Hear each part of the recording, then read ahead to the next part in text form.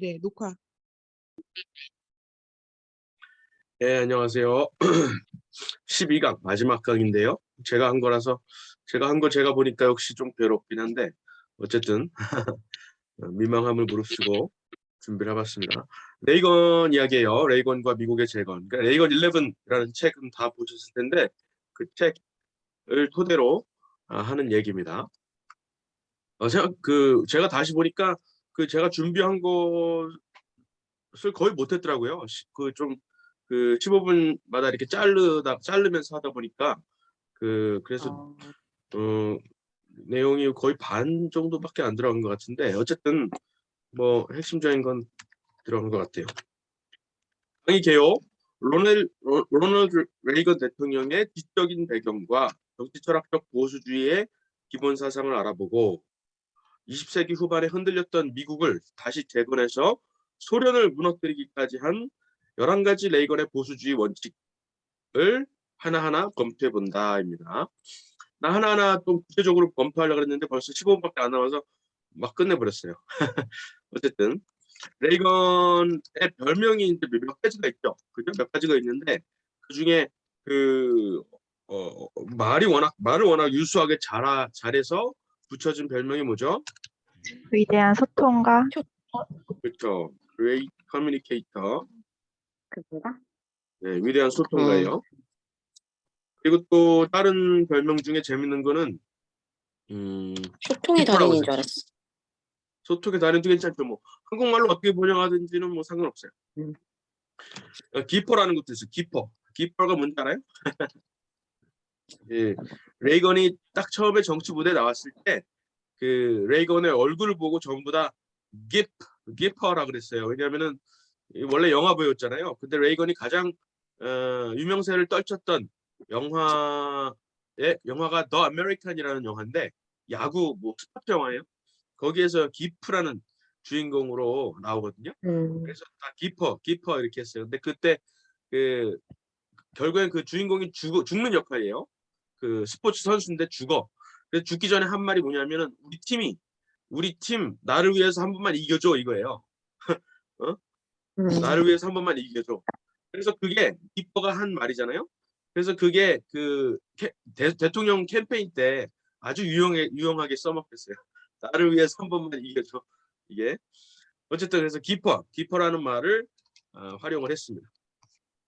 그리고 또 레이건이 정치학 대학원을 다닌 것이나 마찬가지였다라고 했던 경력이 할리우드에서 나와서 무슨 경력이 있었죠?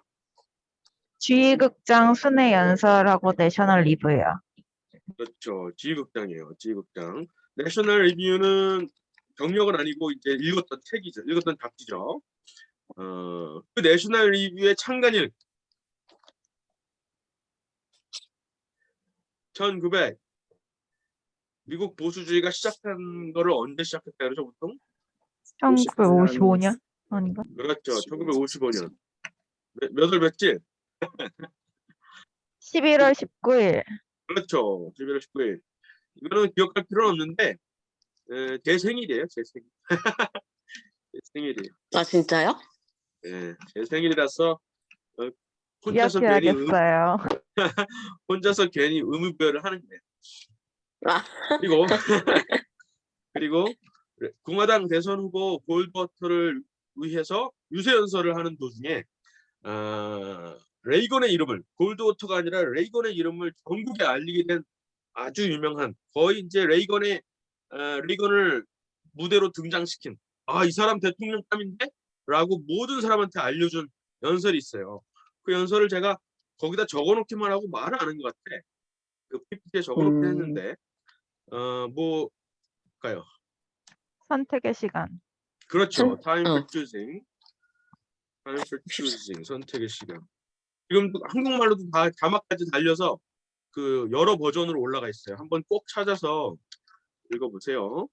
들어보세요.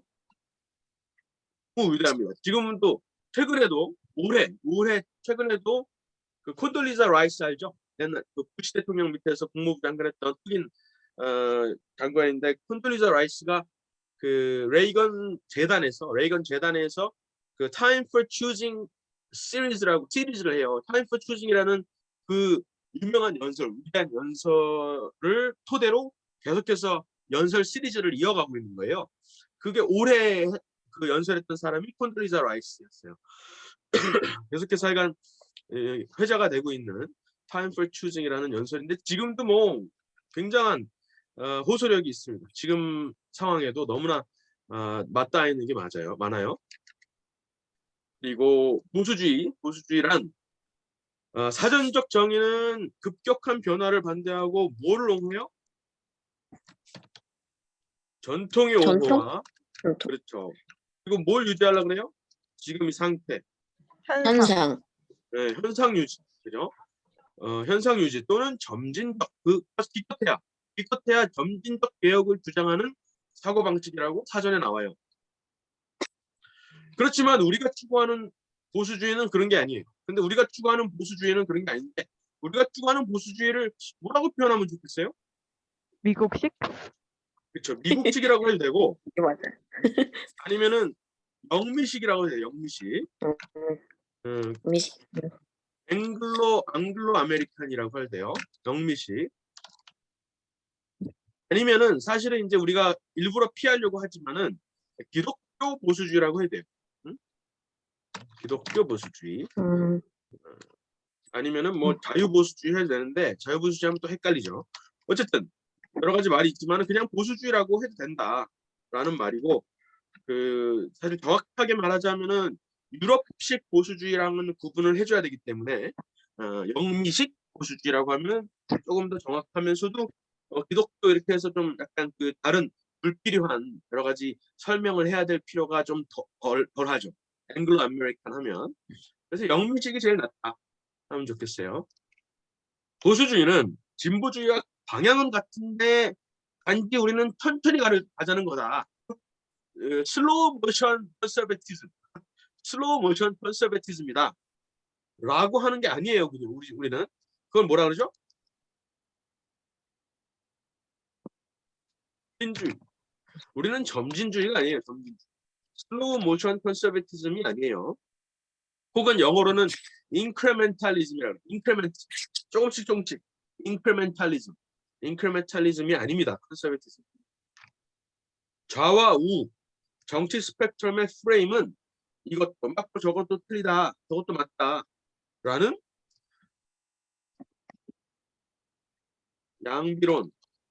양비론에 빠져서 갈등을 피하기 위해서 뭐를 추구해요? 중도?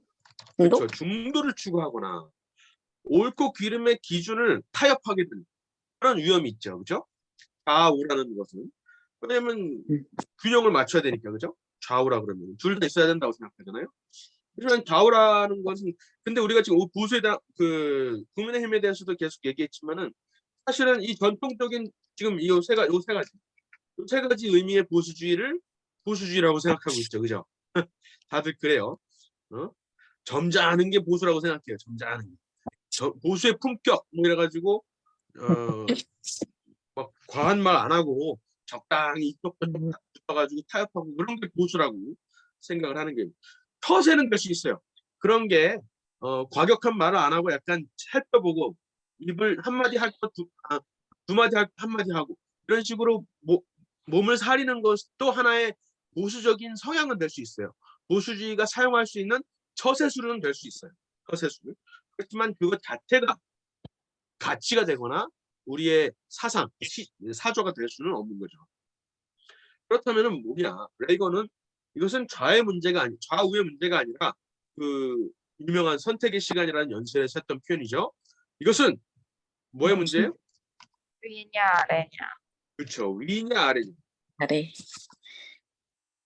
위 아래냐. Is it up or down? Do we go up or down? 이렇게 말해요. 보수주의는 러셀 커크는 뭐라 그랬냐면 보수주의는 모든 무엇에 보여? 이데올로기. 이데올로기. 이데올로기라고 굳이 말하는 이유가 있어요. 그냥 이데올로지라면은 영어잖아요. 이데올로기 하면은 불어야 불어, 그죠? 근데 이 불어를 그냥 번역해서 이념 혹은 사상 이렇게 말을 하지 않고 일부러 이데올로기라고 프랑스식 발음을 유지하는 이유가 있어요. 그죠? 그것은 프랑스 혁명에서 나온 그 이념, 그 도그마티즘, 그 교조주의를 뜻하기 위해서 그러는 겁니다. 그래서 이데올로기 하면 부정적인 느낌이고 대신에 긍정적인 느낌으로 같은 말이 뭐가 있죠? 아이디어. 아이디어가 떠올랐다 이런 뜻으로 이제 많이 쓰긴 하지만은 어쨌든 아이디어를 우리는 추구를 합니다. 훨씬 더 구조성이 적어지고 약간의 창의성과 혹은 자유로움 그런 것들이 그런 뉘앙스가 풍기죠. 아이디어라는 말에서는 보수주의는 절대 인간보다 어디에 근원을 둬요? 인간보다 상위. 그렇죠. 인간 상위 인간 네. 상위에 근원을 둔 무슨 질서? 도덕적. 도덕적 질서예요. 도덕적 질서를 인정하며 그러니까 인간 상위의 도덕적 질서다 하면은 하나님밖에 안 돼요. 사실은 그러니까 도덕성이라는 것을 생각하려면은 인격성을 따져야 되잖아요. 그렇죠. 근데 헬라 철학이나 어디 무슨 과학에서 말하는 뭐 움직이지 않는 움직이는 자, 뭐 첫 번째 움직이는 자, first mover 이런 식으로 추상적으로 얘기하다 보면은 도덕성이 들어갈 여지가 없거든요. 근데 도덕성이 들어가려면 인간을 닮아야 돼. 혹은 우리가 그 존재를 닮았어야 돼. 근데 그런 사고를 하려면은 결국 신이라는 존재를 생각하지 않을 수밖에 없어. 그리고 신을 닮은 형상을 신이 만들었다. 사람을 그렇게 만들었다라는 말을 하는 종교는 기독교밖에 없는 것이다. 그래서 인간은 뭘 인정해요? 불안정성. 영구적 불안정. 불완전성. 영구적. 그렇죠. 불완전성. imperfect인데 항상 전에 말하지만 imperfect에서 끝나는 게 아니에요. 불완전함으로 끝나는 게 아니에요. 불완전하다라고 말하면은 우리가 그럼 완전해져야 되겠네 라고 말을 할 수가 있어요. 근데 불완전성 imperfectibility 절대로 아무리 노력해도 결코 완전해질 수 없는 상태를 우리는 인정하는 거예요.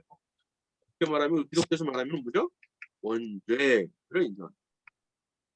전적타 이 개혁주의 신학에서는 전적타를 인정하며 따라서 인간의 무슨 경향이 있어요? 인간한테는 유토피아죠? 그렇죠. 항상 바벨탑을 쌓으려는 경향이 있죠. 유토피아. 청세기 형식으로 말한다면은 하나님이 되고자 하는 그렇죠? 너희가 하나님과 같이 되어라고 했던 그 사탄의 속삭임을 말하는 거예요. 하나님이 되고자 하는 경향을 경계해야 한다. 또한 개인의 존엄과 자유 의지를 근거로 모든 무엇에 반대해요? 회계주의. 획일주의 혹은 조금 더 포괄적으로 말하자면 전체주의. 그렇죠. 네. 반대한다. 그러니까 여기서 개인, 존엄, 자유의지에 가장 정확하게 반대되는 말은 전체주의 혹은 획일주의예요. 그리고 무엇과 자유의 불가분성을 인정해요? 사유. 자유. 사유와 자유, private property와 liberty. private 사유 중요하고요. 자발적 사랑과 선의에 기반한 무엇? 공동체.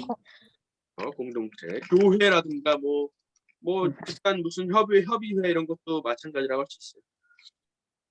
선대에 대한 감사와 겸손이 중요하고요. 그리고 현 시대에 우리에게 주어진 책임을 강조해요. 우리에게 주어진 권리와 할 수 있는 자유 이런 걸 강조하기보다 우리한테 주어진 책임이 무엇이냐를 강조합니다. 동시에 시대와 유행에 변하지 않는 어떤 영구한 것을 보존하려고 해요. 그래서 보수주의자들은 진정한 민주주의를 무슨 민주주의라 그래요? 누구의 민주주의? 망자의 민주주의. 망자, 죽은 자들의 민주주의라고 말을 하기도 해요. 그리고 또 뭐라고 재밌게 표현하냐면은 우리는 언제 태어난 게 아니다. 우리는 어제 태어난 사람들이 아니다. We are not born yesterday. 우리가 딱 어제 태어나서 그 과거에 무슨 일이 있었든 상관없이 새로 개척해 나가는 것이 아니라 우리는 거인의 어깨에 앉아 있을 뿐이다. 어? 우리는 유구한 역사를 가지고 그 전통을 가지고 있고 그 전통을 지켜나가면서 그 축적된 지혜를 우리가 습득하고 배우려고 해야 된다라는 겸손한 태도라고 할 수 있죠. 그래서 보수주의를 딱 한 단어로 표현한다면 그것은 감사다. 그렇죠. 기억했으라. 근데 감사하다가 될 수도 있고 겸손이다. 겸손 될 수 있어요. 무슨 말이죠? 결국 보수주의는 조평세가 말하기는 결국 보수주의는 뭐예요?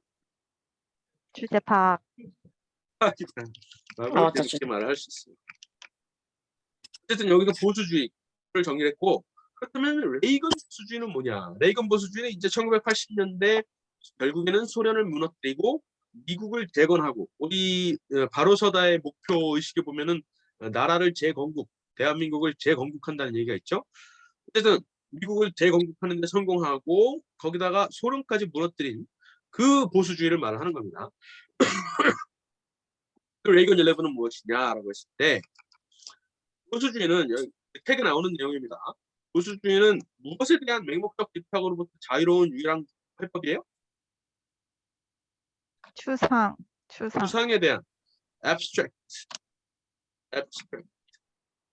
abstraction으로부터 자유로운 유일한 정치적 해법이다. 그러니까 그 이데올로기가 abstraction을 말하는 거거든요. 추상화, 그죠? 근데 그 이데올로기부터 자유롭다는 거예요. 보수주의는. 그리고 보수주의는 한 사회와 시민과 국가와 질서의 유지를 위해서 오랜 세월. 그렇죠. 오랜 세월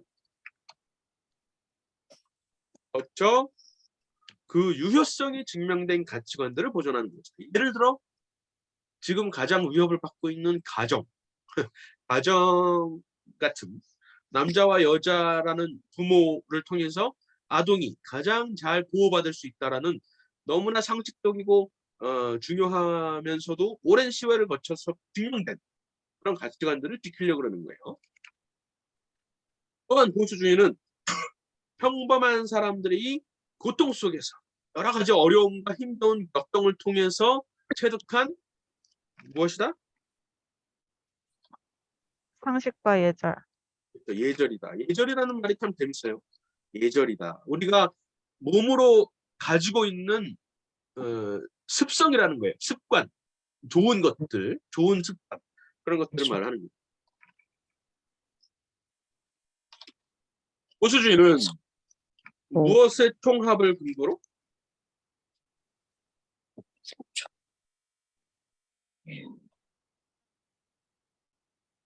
인류. 경험. 인류 경험을 통합의 근거로 삼은 교훈이다. 자, 레이건 보수주의의 원칙 하나씩 말해봅시다. 장혜민님, 잠시만요. 11가지 쭉 말해보세요. 자유, 자유, 자유가 있고, 그리고 신앙, 신앙, 그리고 주성은님, 가정. 가정, 생명. 네. 그리고 강건희님, 권세희님. 그러면은 제가 할게요. 국부들의 건국정신이라고 합니다. 건국. 그리고 미국 예외주의. 그리고 정책 나오죠. 정책. 국내 정책은 정혜민님 국내 정책 낮은 세금, 그렇죠. 낮은 세금 그리고 제한된 정부, 제한된 정부. 그리고 힘을 통한 평화. 힘을 통한 대외 정책으로 넘어가서는 힘을 통한 평화 그리고 반공주의 그리고 마지막으로 태도 우리의 태도 개인 존중. 개인 존중 맞습니다. 11가지요.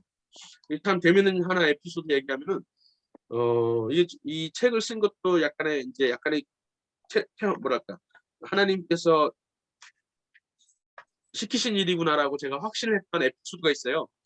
제가 이거를 번역을 해놓고도 이거를 저는 이제 자유신앙 가정생명을 하나의 가치관으로 묻고 건국 정신과 미국 예외주의를 원조 개념으로 놓고 그다음에 정책 두 가지 대외 정책, 내내 정책 이렇게 나눴잖아요.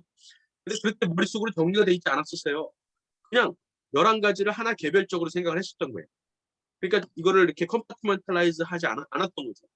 근데 제가 한국에 들어갔을 때 이 책을 여기저기 소개하러 강연하러 다니고 그럴 때 그 펜앤마이크에 초청을 받아서 가는 길이었어요. 근데 제가 집이 춘천이니까 서울로 경춘선을 타고 서울로 가는 길이었어요.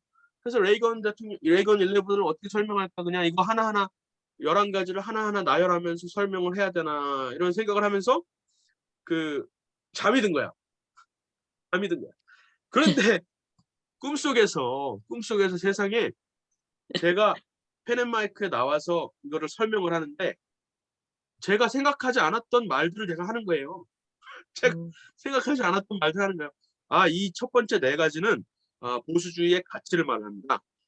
자유진한 가정 생명. 그리고 그 다음 2가지는 이 처음에 보수주의가 시작된 배경을 말합니다. 그리고 나머지 4개는 정책을 말합니다. 정책 중 2가지로 나눌 수가 있습니다. 대외 정책과 대내 정책. 이렇게 내가 전혀 생각하지 않았던 얘기를 하는 거예요. 그래가지고 깜짝 놀라가지고 깨가지고 내가 꿈에서 꿨던 거를 적어보니까 딱 맞는 거야. 근데 그래가지고 꿈에서 꿈 기억이 나요? 그러니까 그것도 신기하죠. 꿈에서 꿨던 게 구체적으로 기억이 나는 거예요. 근데 내가 생각하는 게 아니야. 이거 분명히 꿈에서 내가 말했는데 그 말을 내가 듣고 적은 거예요. 바로 그 자리에서. 그래가지고 그게 레이건 11 역사 서문에도 들어가 있어요. 역사 서문에도 그렇게 이 책을 읽는 방법 해가지고 나왔어요. 그러니까 이게 참 지혜를 신앙이 없는 주셨네요. 신앙이 없는 사람들은 머릿속에서 무의식 중에 내가 다 정리를 한 거다 이렇게 말을 하겠지만 글쎄 나는 이건 하나님이 말해주신 것 같아. 그래서 어쨌든 재미있는 얘기가 있었습니다. 그리고 액튼경, 여러분 잘 아시는 롤드 액튼이 뭐라고 말했냐면 진정한 자유는 언제 시작되었다? 그 영상이 안 나온 것 같아요. 저 못 들었어요. 그래요? 1776년 바로 이때가 미국 건국의 해죠. 독립이라 그래요. 독립선언 해. 그때 진짜 자유가 시작되었다 이렇게 말을 했어요. 그래서 이때 전에는 미국이 독립을 선언하기 전에는 인류는 자유가 무엇인지 모른 채 그 자유를 추구했다 이렇게 표현을 했어요. 액팅경이. 액팅경은 우리가 보통 그 유명한 모든 권력은 부패한다 이런 용어로만 우리가 알고 있는데 원래 아주 유명한 위대한 정말 학자 사상가예요. 근데 무엇에 대한 사상가냐면 자유의 역사를 추적한 사람이에요. 자유의 근원이 어디서부터 시작했느냐, 그리고 자유는 언제 구체화되기 시작했느냐 이걸 추적한 사람이에요. 근데 그런 사람이 자유의 시작은 미국의 독립에서 시작되었다라고 말한 것이죠. 이거 미국 독립선언서에 나오는 말이죠. 이거는 제가 생각하기에 그러니까 영어로 되어 있는 문장 중에 외워야 할 것, 그러니까 달달달달 그냥 외워야 할 것이 주기도문처럼 외워야 할 것이 한 3가지 정도는 우리가 우주주의자라면 외워야 된다고 생각을 하는데 하나가 링컨의 게티스버그 연설이고 2번째가 이거예요. 2번째가 이 미국 독립선언문의 2번째 문단이에요. 2번째 문단. 우리는 다음의 진리를 무엇으로 여긴다? 자명한. 이게 중요한 게 셀프 에비던트. 이게 또 이 셀프 에비던트라는 말이 나온 배경이 또 중요해요. 옛날에 아마 얘기했을 것 같아요. 여기서 생각할게요. 즉 모든 사람은 평등하게 창조되었고 그들은 창조부로부터 무엇을 받았어요? 권리? 예, 근데 어떤 권리? 양도할 수 없는 권리? 예, 어떤 권리? 약간 어려워요. 근데 말이. 근데 어쨌든 inalienable. 나로부터 떼어낼 수 없는 거예요. 그러니까 내가 떼어내고 싶어도 떼어내지 못해. 그러니까 예를 들어서 나는 자발적으로 노예가 될 거예요. 이거는 불가능해. 그러면 안 되는 거야. 그렇게 하면 내가 잘못한 거야. 그래서 생명을 나한테 주어진 권리를 내가 떼는 거잖아요. 일부러. 그것도 죄예요. 자살은 뭘로 처벌해야 돼요? 타형으로 처벌해야 돼요. 처벌해야 된다고 존 로크가 말했어요. 제가 말하는 게 아니라 존 로크라는 유명한 철학자가 말을 했어요. 어쨌든 그것은 떼어낼 수가 없고 또 이렇게 말하기도 하죠. 불가침의 권리를 부여받았으며 그 권리 중에는 뭐가 있어요?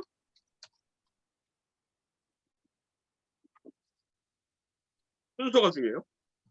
생명과 생명, 자유와 자유, 그렇죠.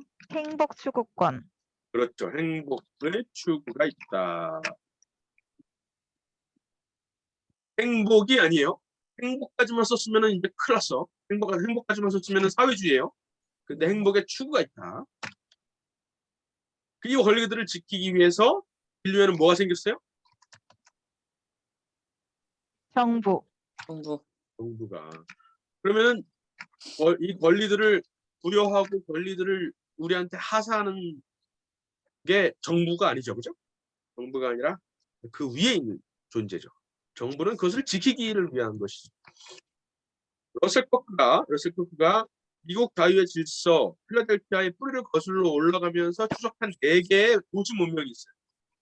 도시 문명이 뭐죠? 필라델피아 예루살렘. 전에는 뭐였죠? 그렇죠. 맨 처음에 예루살렘이죠. 그 다음에 런던, 로마 런던은 공화국, 그렇죠. 아테네. 런던은 이제 아테네 그죠. 예루살렘 다음에는 아테네, 그 다음에 로마죠. 그 다음에 런던이죠. 그 다음에 필라델피아에서 10명을 맺은 거예요. 보통 우리 학교에서 배우는 거는 아테네까지만 배워요. 아테네까지만 배워요. 미국 국장의 독수리 문양은 무엇을 상징하는 거예요? 이스라엘 민족의 출애굽, 출애굽. 정부가 국민으로부터 얻어가는 세금만큼 우리는 무엇을 뺏겨요? 자유, 자유를 뺏기는 거예요. 혹은 정부가 커지는 만큼 자유가 작아져요. 이렇게 말할 수 있죠. 땅에서는 자본주의를 축출하라. 하늘에서는 소련의 구호, 하나님, 하나님을 축출하라. 이게 소련의 구호였어요. 소련의 그러니까 기능적인 이유 때문에 공산주의를 제대로 실현하기 위한 어떤 프랙티컬한 실천적인 목표 때문에 교회를 없앴다라고 우리가 보통 생각할 수가 있어요. 근데 그게 아니라는 거예요. 그 공산주의의 사상 뿌리부터 종교와 모든 하나님에 대한 언급과 이런 신앙심을 없애려는 것이 처음부터 있었다는 거죠. 사상, 철학의 뿌리부터. 그걸 우리가 분명히 기억해야 됩니다. 공산주의는 무엇과 정확하게 대치가 돼요? 보수주의, 그렇죠. 보수주의의 사상과 정확하게 대치가 돼요. 그래서 공산주의를 대적하는 것은 우리 보수주의자의 사명이에요. 그리고 그렇지만 공산주의는 우리가 대적하지만 공산주의는 우리가 치를 떨면서 미워하지만 그러나 그의 태도는 무엇보다 무엇에 대한 존중과 사랑에서 비롯해야 돼요?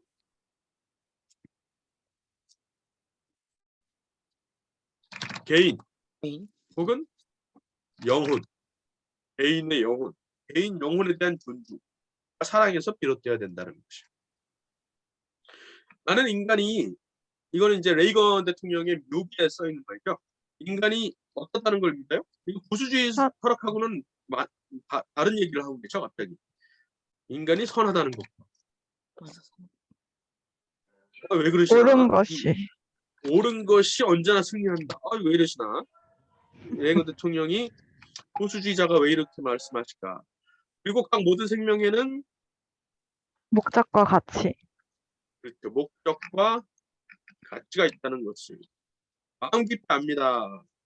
왜 이렇게 말씀하셨을까 고민을 많이 했어요.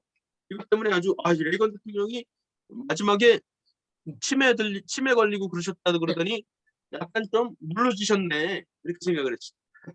근데 제가 그 레이건 대통령의 편지를 그 낸시 레이건 이 찾았던 그 편지 그게 이제 그 제가 거기 강의에서 말했죠. 그 편지를 발견하고서 이 레이건 대통령이 한 사람 한 사람을 그 사랑했던 마음을 반영을 하는 것이구나 그 생각이 들더라고요. 그러니까 죄를 하나님께서 용서하시고 십자가를 통해서 용서하신 회복된 하나님과의 관계가 회복된 그 인간상을 말하셨던 것이구나 이렇게 생각이 들더라고요. 그리고 옳은 것이 언제나 결국은 승리한다는 것은 결국 우리 세상에서 세속에서 말하는 그 성공이 아니라 승리가 아니라 최후의 승리를 말씀하셨던 거구나. 이렇게 이해가 되더라고요. 그러니까 그 사람이 신앙이 없다라고 생각하면은 이것을 반보수주의적이라고 이해를 할 수가 있는데 그 사람의 신앙을 레이건 대통령의 신앙을 우리가 인정한다면 이것은 기독교적으로 해석을 할 수가 있겠다 이렇게 생각이 들었어요. 어쨌든 그랬습니다. 그러면 토론 주제로 넘어가. 예, 말씀하세요. 일단 이제 질문이 있는데 네. 아까 소련의 구호가 이렇게 하나님을 하늘에서 없애고 이런 내용이 있었잖아요. 근데 네. 제가 러시아에 갔었을 땐 러시아 정교 동방 정교회 교회들이 되게 많이 보였거든요, 사실. 네. 근데 그런 걸 보면서 아예 없애지 않았기 때문에 저렇게 교회들이 살아있고 사람들이 믿는 것 같은데는 생각이 들었는데. 네, 아주 중요한 질문인데 아주 중요한 질문인데 1917년에 혁명을 일으켰잖아요. 볼셰비키 혁명. 볼셰비키 혁명을 일으켰을 때 그 당시에 구호가 저거였어요. 하나님을 축출하자. 근데 그 구호는 반년이 안 돼서 없어졌어요. 옛날에 그 말도 했죠. 성혁명, 그죠? 성혁명도 레닌이 처음에 주장을 했다 그랬잖아요. 처음에 1917년에 레닌이 성혁명을 주장했고 그 당시에 최초의 폴론타이라는 여자 혁명가가 있었는데 그 사람이 했던 유명한 말 중에 뭐가 있냐면은 여성의 성욕 해결은 물 한 잔 목말랐을 때 물 한 잔 마시는 것만큼 쉬워야 된다라고 말을 했던 거예요. 그러니까 완전히 여성 성해방을 초창기부터 말을 했던 거죠. 근데 그 구호도 그런 기조, 그런 당의 태도, 그런 당의 사조 이런 것들이 전부 다 6개월을 버티지 못하고 다 없어졌어요. 레닌이 그걸 다 없애버린 거예요. 하나님을 축출하자는 것도 6개월을 버티지 못하고 없앴어요. 왜 그랬을까? 유지를 못했기 때문에. 성혁명, 성해방, 여성들의 성해방을 그대로 놔뒀다. 그게 철학이 맞거든요. 그게 공산주의 철학에는 맞는데 정말 순수한 공산주의 철학대로 나라를 시작하면은 나라가 쫄딱 망할 수밖에 없어. 왜냐하면은 여성 성해방을 하면 어떻게 돼요? 인구가 늘어. 그 당시에는 피임이 없었어요. 피임이. 그래서 피임 기술이 없기 때문에 인구가 어마어마하게 늘어나는 거예요. 그래서 그거를 딱 직감하고서 이거 안 되겠다 하고 해서 여성들의 성해방을 멈춥니다. 그래서 1960년대 여성 성해방이 본격적으로 될 수 있었던 이유는 기다리고 있다가 무엇을 기다려요? 피임 기술이 발전될 때까지 기다렸다가 폭발을 한다. 그렇게 생각해야 돼요. 공산주의는 원래부터 성해방적인 목표를 가지고 있었다는 걸 생각해야 되고 공산주의는 원래부터 종교를 없애려고 하는 그런 것을 가지고 있었다고 생각해요. 근데 종교를 빼는 것도 러시아 정교회를 빼는 것도 결국에는 실패한 이유가 정교회의 권위, 그 권위의 도움 없이는 나라가 통솔이 안 됩니다. 특히 지방에 있는 러시아 국민들을 통제하기 위해서는 이 정교 결탁이 필수적이었어요.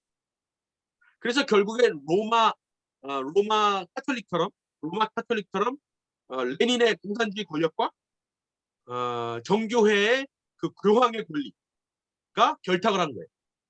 그래서 결국 교회를 없애지 않는 대신에 너희 비숍들, 너희 그 추기경들은 다 정교회 추기경들은 전부 다 레닌의 지시를 따르라. 레닌 밑으로 딱 다 이렇게 정렬을 한 거죠. 그래서 그때부터 정교 일치가 일어나는 겁니다. 그래서 정교의 형태는 전부 다 남아 있는 것인데 예식과 의식은 전부 다 남아 있는데 그 안에 신앙은 전부 다 없어졌다라고 할 수가 있죠. 그래서 정교회 교리도 그대로 있어요. 그래서 그 제정 러시아 때의 그때의 교리, 그때 전통주의 교리를 우리가 생각하고 러시아 정교회도 기독교의 일부분이지라고 인정을 할 수는 있어요.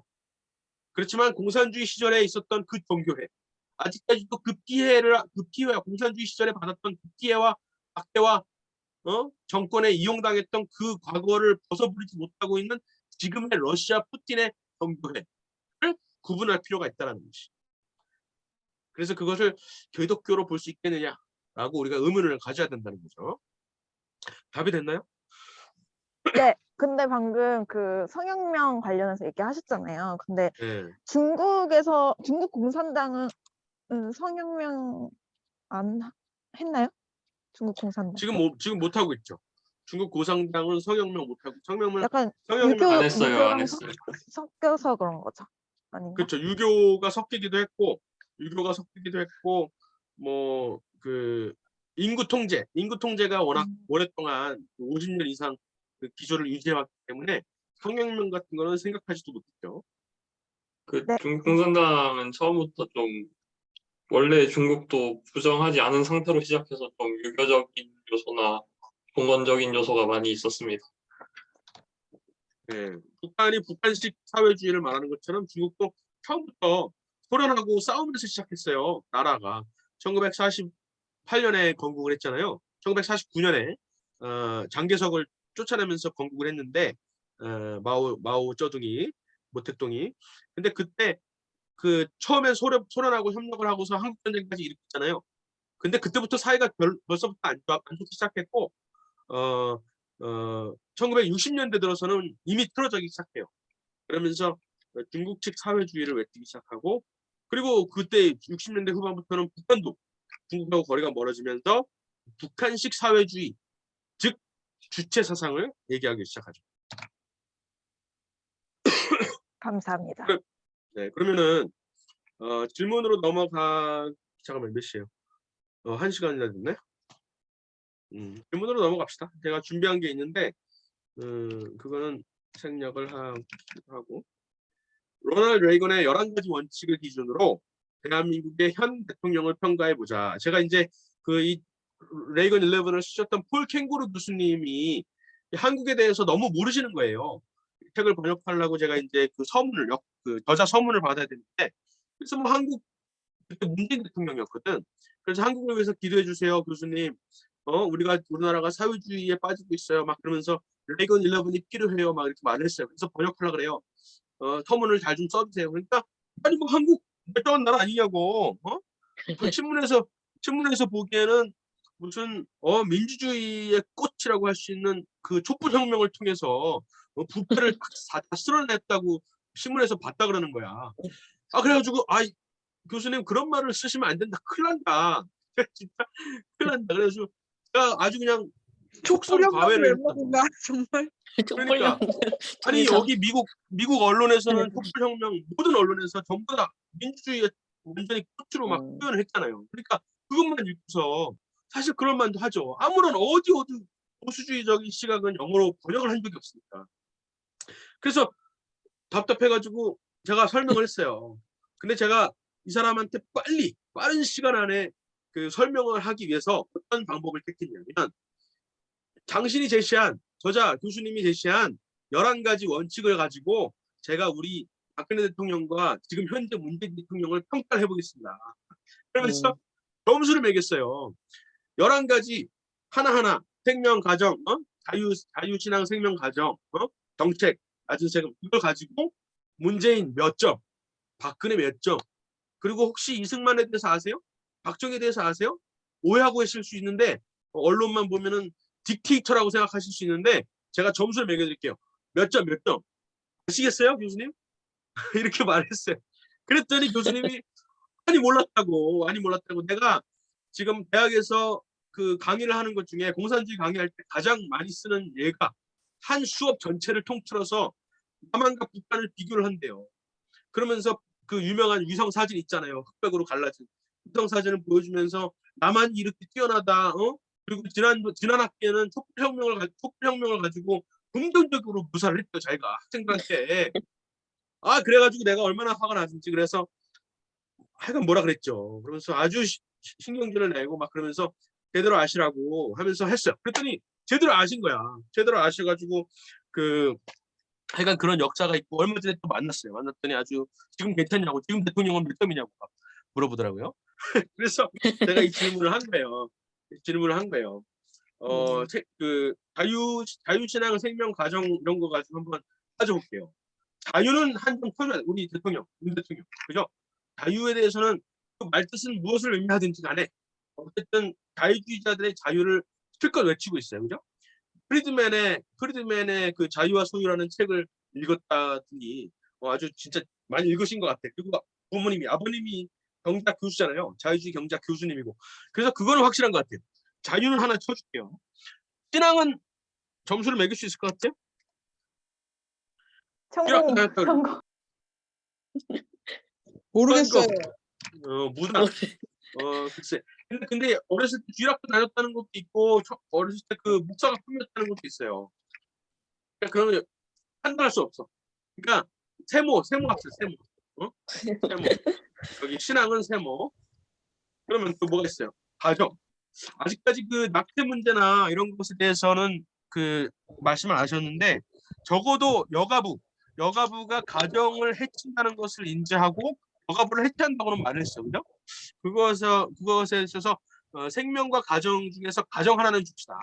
근데 생명면에서는 아직 증명이 안 됐어요. 낙태에 대해서 반대한다는 게 사실 보수 국민의힘에서도 그렇게 주장하는 사람이 몇 명 안 되기 때문에 생명은 줄 수가 없어요. 그러면 미국에 대해서 많이 알까? 미국의 건국 정치는 혹은 이승만에 대해서 많이 알까? 이승만은 많이 알 수 있을 것 같아. 많은 사람들이 학습을 많이 하시는 것 같아.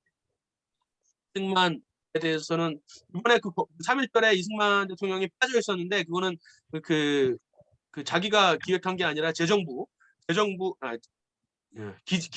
기재부에서 기획을 했기 때문에 기재부 수장만 지금 안 빼고 다 바뀌었잖아요.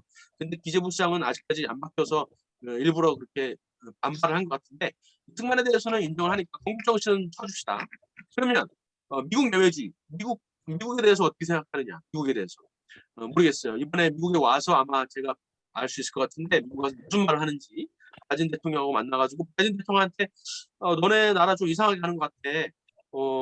건국 정신과 좀 멀어진 것 같아. 이런 식의 발언을 한다면 제대로 알고 계시네. 할 수 있는데 그게 아니라 뭐 바이든 뭐 찬양하고 막 이러면은 긴가민가 하죠. 일단은 보류할게요. 안 주고. 그리고 또 뭐가 있어요? 정책. 작은 정부는 제한된 정부는 괜찮은 것 같아요. 뭐 폐지한다 그러기도 하고 통일부도 축소하고 막 한다고 하니까. 그리고 낮은 세금도 자유주의자로서 꽤 많이 노력을 하려고 하는 것 같아요. 물론 그 밑에 있는 장관들은 아직 원희룡 이런 사람들은 아직 정신 못 차리고 있는데 그래도 윤석열 대통령은 좀 맞는 것 같아요. 또 누가 있을까? 또 뭐가 있지? 교육정책, 반공주의. 이번에 해군사관학교 와가지고 했던 연설은 힘을 통한 평화 확실하게 얘기했죠. 힘을 통한 해군력, 해군 통합. 그거는 펴줍시다. 힘을 통한 평화. 그리고 반공주의도 확실한 것 같아요. 반공주의도 뭐 확실한 것 같아요. 했을 때 그리고 마지막에 개인 존중은 사실 글쎄요. 제가 그 사람의 신앙이나 이런 거를 잘 모르지만 자유를 강조한다는 면에서 개인에 대한 존중도 자연스럽게 반영이 되지 않을까 생각해요. 세모꼴을 주려고 그러다가 그냥 인정합시다. 개인 존중. 그럼 몇 점이에요? 1, 1.5, 2.5, 3.5, 4.5, 5.5, 6.5, 7.5, 8.5, 9.5. 9점? 소화하시는데. 제가 이승만 대통령을 너무하게 주신 것 같아요. 이승만 대통령을 당연히 11점을 줬고 만점을 줬고 박정희 대통령을 그런 것도 문재인의 역효과 아닐까라는 생각이 하도 맞아요. 그런 거를 보다 보니까 이 정도만 해도 굉장히 황송하다는 감정입니다. 맞아요. 그런 게 있죠. 어쨌든 이승만을 제가 11점 줬고 박정희를 9.5를 줬고 여기 박정희랑 동지. 박근혜 대통령을 제가 9점인가 9.5인가 줬어요. 그리고 문재인을 당연히 빵점을 줬고 그렇단 빵점. 말이에요. 그러니까 9.5면은 대단한 건데 글쎄 약간의 김대중 심적인 게 대통령은요? 김대중은 아예 평가를 안 해봤는데 아마 3점 될 것 같아요. 3점.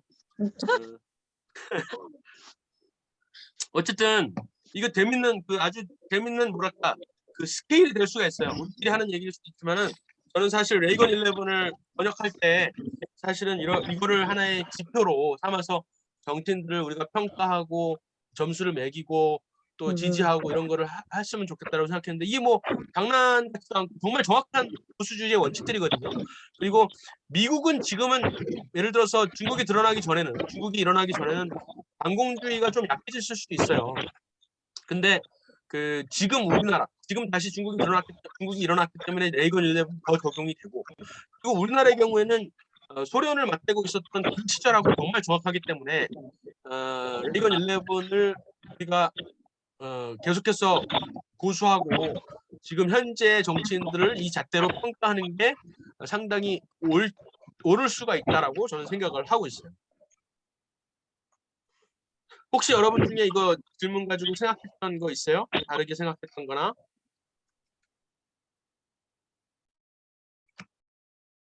저는 약간 아까 기업 세금만 낮춰주는 느낌이어가지고 사실 저는 점수를 되게 짜게 줬거든요. 그래서 의외였습니다. 아, 그렇구나. 이 문재인의 반작용이라고 할 수 있죠. 글쎄, 약간 제가 아까 좀 말하는 중에 긴가민가 했던 가정도 지금 여가부터 해체되는 거 봐야 되죠. 그리고 세금 낮춘 기업들, 글쎄 개개인 자영업자들한테 아직 영향이 갔는지 모르겠어요. 그런 거 따지고 뭐 한 박하게 준다면 뭐 7점까지 내릴 수는 있을 것 같아. 7점까지. 그러면은 우리 트럼프 대통령을 한번 매겨볼까요? 트럼프 대통령. 우리가 알고 있는 한에서 트럼프 대통령. 누가 한번 해볼래요? 우리 그 낙태에 대해서는 확실하게 했잖아. 그죠? 아, 그쵸. 생명. 그리고 가정에 대해서도 가정의 그 부모님의 권리 이런 것들을 확실하게 말씀하셨어요. 그러니까 본인의 가정, 본인의 어떤 낙태나 생명의 의식 이런 건 다 채차하고 정책만 가지고 보는 거예요. 자유? 그렇죠. 자유도 제대로 말을 했는데 사실은 이제 그 자유 마지막에 와서 처음에는 자유를 가지고 이제 많은 호응을 얻었는데 마지막에 사실은 코로나 정책, 백신 정책 이런 것들은 트럼프가 남기고 간 단상이란 말이에요. 바이든은 그것을 이제 한 거고. 그래서 이제 와서는 자기가 코로나 백신 정책 의무화한 적 없다라고 말을 하지만은 사실은 백신에 대해서 굉장히 자기가 개발했기 때문에 자기의 개발 백신 그 지적을 강조하는 차원에서 이거를 의무화하려고 했거든요. 그래서 그런 면에서는 좀 약할 수 있는데 어쨌든 뭐 전체적으로 봤을 때 자유 쳐주고 미국 건국의 정신은 좀 부족했던 것 같아요. 국부들에 대해서 너무 몰랐어. 제가 예를 들어서 누구 국부들을 잘못 인용하거나 뭐 누구 국부에 대해서 그 어떤 그 강연장에 가서 말을 할 때 물어봤는데 누가 누군지 모르거나 이런 적이 있었어요. 그래서 공부는 제대로 안 된 것 같아요. 그리고 제한된 정부는 확실했고 낮은 세금도 확실했어요. 그리고 힘을 통한 평화 확실했죠. 반공주의는 그냥 반중주의는 확실했는데 공산주의에 대한 그 이해가 특별했는지 모르겠어요. 그러니까 레토릭에서 드러나야 되는데 중국을 우리가 상대하는 이유가 그냥 투키디데스의 함정처럼 제2의 국가가 부상하고 있기 때문에 우리의 힘을 도전하기 때문에 그런 차원이 아니라 공산주의 중국에 대한 어떤 도덕적인 판단이 있어야 되거든요. 이것은 잘못된 정권이다. 합법성이 부족하다. 이런 게 있어야 되는데 그런 말들이 적어도 누구야? 트럼프의 말에는 없었고 대신에 누구의 말이 있었어요? 펜스? 폼페이오, 펜스, 펜스 그리고 크리스토퍼 렌 그런 그 FBI 국장, CIA 국장 그런 사람들 말로 많이 말했어요. 그래서 그런 거 뭐 치면 반공주의 터질 수 있죠. 그리고 또 개인에 대한 존중은 좀 글쎄 트럼프 집단에 의존을 했죠. 개인이라기보다는 트럼프를 지지했던 그 세력, 그죠? 마가 세력, 약간은 그 반지성에 몰입된 그 지성의 어떤 그 포퓰리즘이라 그러죠. 포퓰리즘에 의존했기 때문에 개인 존중에 대해서는 제가 점수를 못 줄 것 같아요. 그랬을 때 신앙은 어떨까? 신앙은 확실하게 그 본인 신앙은 모르지만은 그 1776 위원회라든가 폼페이오나 펜스를 통해서 신앙을 확실하게 그 수호하려고 했죠. 종교의 자유. 음. 그랬을 때 몇 점이에요? 8점. 8점은 줄 수 있겠네. 8점. 근데 이게 그 이렇게 점수를 많이 맞는 사람이 없어요. 그 부시 대통령도 제가 전에 한번 생각을 해봤는데 9점 정도, 8점에서 9점 정도 받아요. 8점에서 9점 정도. 민주당 대통령은 전부 다 그 절반을 못 넘고 5점, 6점 이렇게 못 넘고 그래요. 그래서 우리나라 대통령을 9점을 줬다는 거는 대단한 과대평가라고 할 수도 있죠. 어쨌든 그랬을 때 지금 그 트럼프가 이제 다시 나오잖아요. 이걸 우리가 어떻게 볼 것이냐. 트럼프가 어저께 설문조사 보니까 트럼프 대통령이 다시 드산티스를 앞서고 있어요. 그래서 드산티스가 이번에 책도 냈는데 책 내고 지금 막 유세하고 있는데 효과가 별로 없는 것 같기도 하고 책은 잘 팔리는데 책은 펜스랑 트럼프보다도 잘 팔렸어요. 누구보다도 잘 팔렸는데 그렇게 아직까지 본격적으로 싸움을 시작도 안 했으니까 드산티스 입장에서는 아직까지 공정한 이렇게 판결이라고 할 수는 없지만 설문조사가 그렇지만 트럼프의 이 광고한 그 지지율은 아직까지도 유지가 되고 있다는 것인데 아직까지 대안이 없기 때문에 사람들이 선택을 보류하는 것일 가능성이 높죠. 드산티스가 아마 수개월이 뭐예요? 수주 안에 아마 선언을 할 텐데 출마 선언을 아마 어떻게 바뀔지 생각을 해봐야 될 것 같아요. 지금 그리고 출마 선언을 하는 사람이 니키 헤일리가 있고 그리고 펜스는 안 했어요? 펜스는 아직 안 했고 폼페이오도 아직 안 했고 저기 우리가 잘 들어보지 못한 기업인 중에 인도계 남자 기업인 니키 헤일리도 인도계네 그러고 보니까 인도계 2명만 지금 지원을 했어요. 남자가 라자스와미라는 기업인인데 트럼프파죠.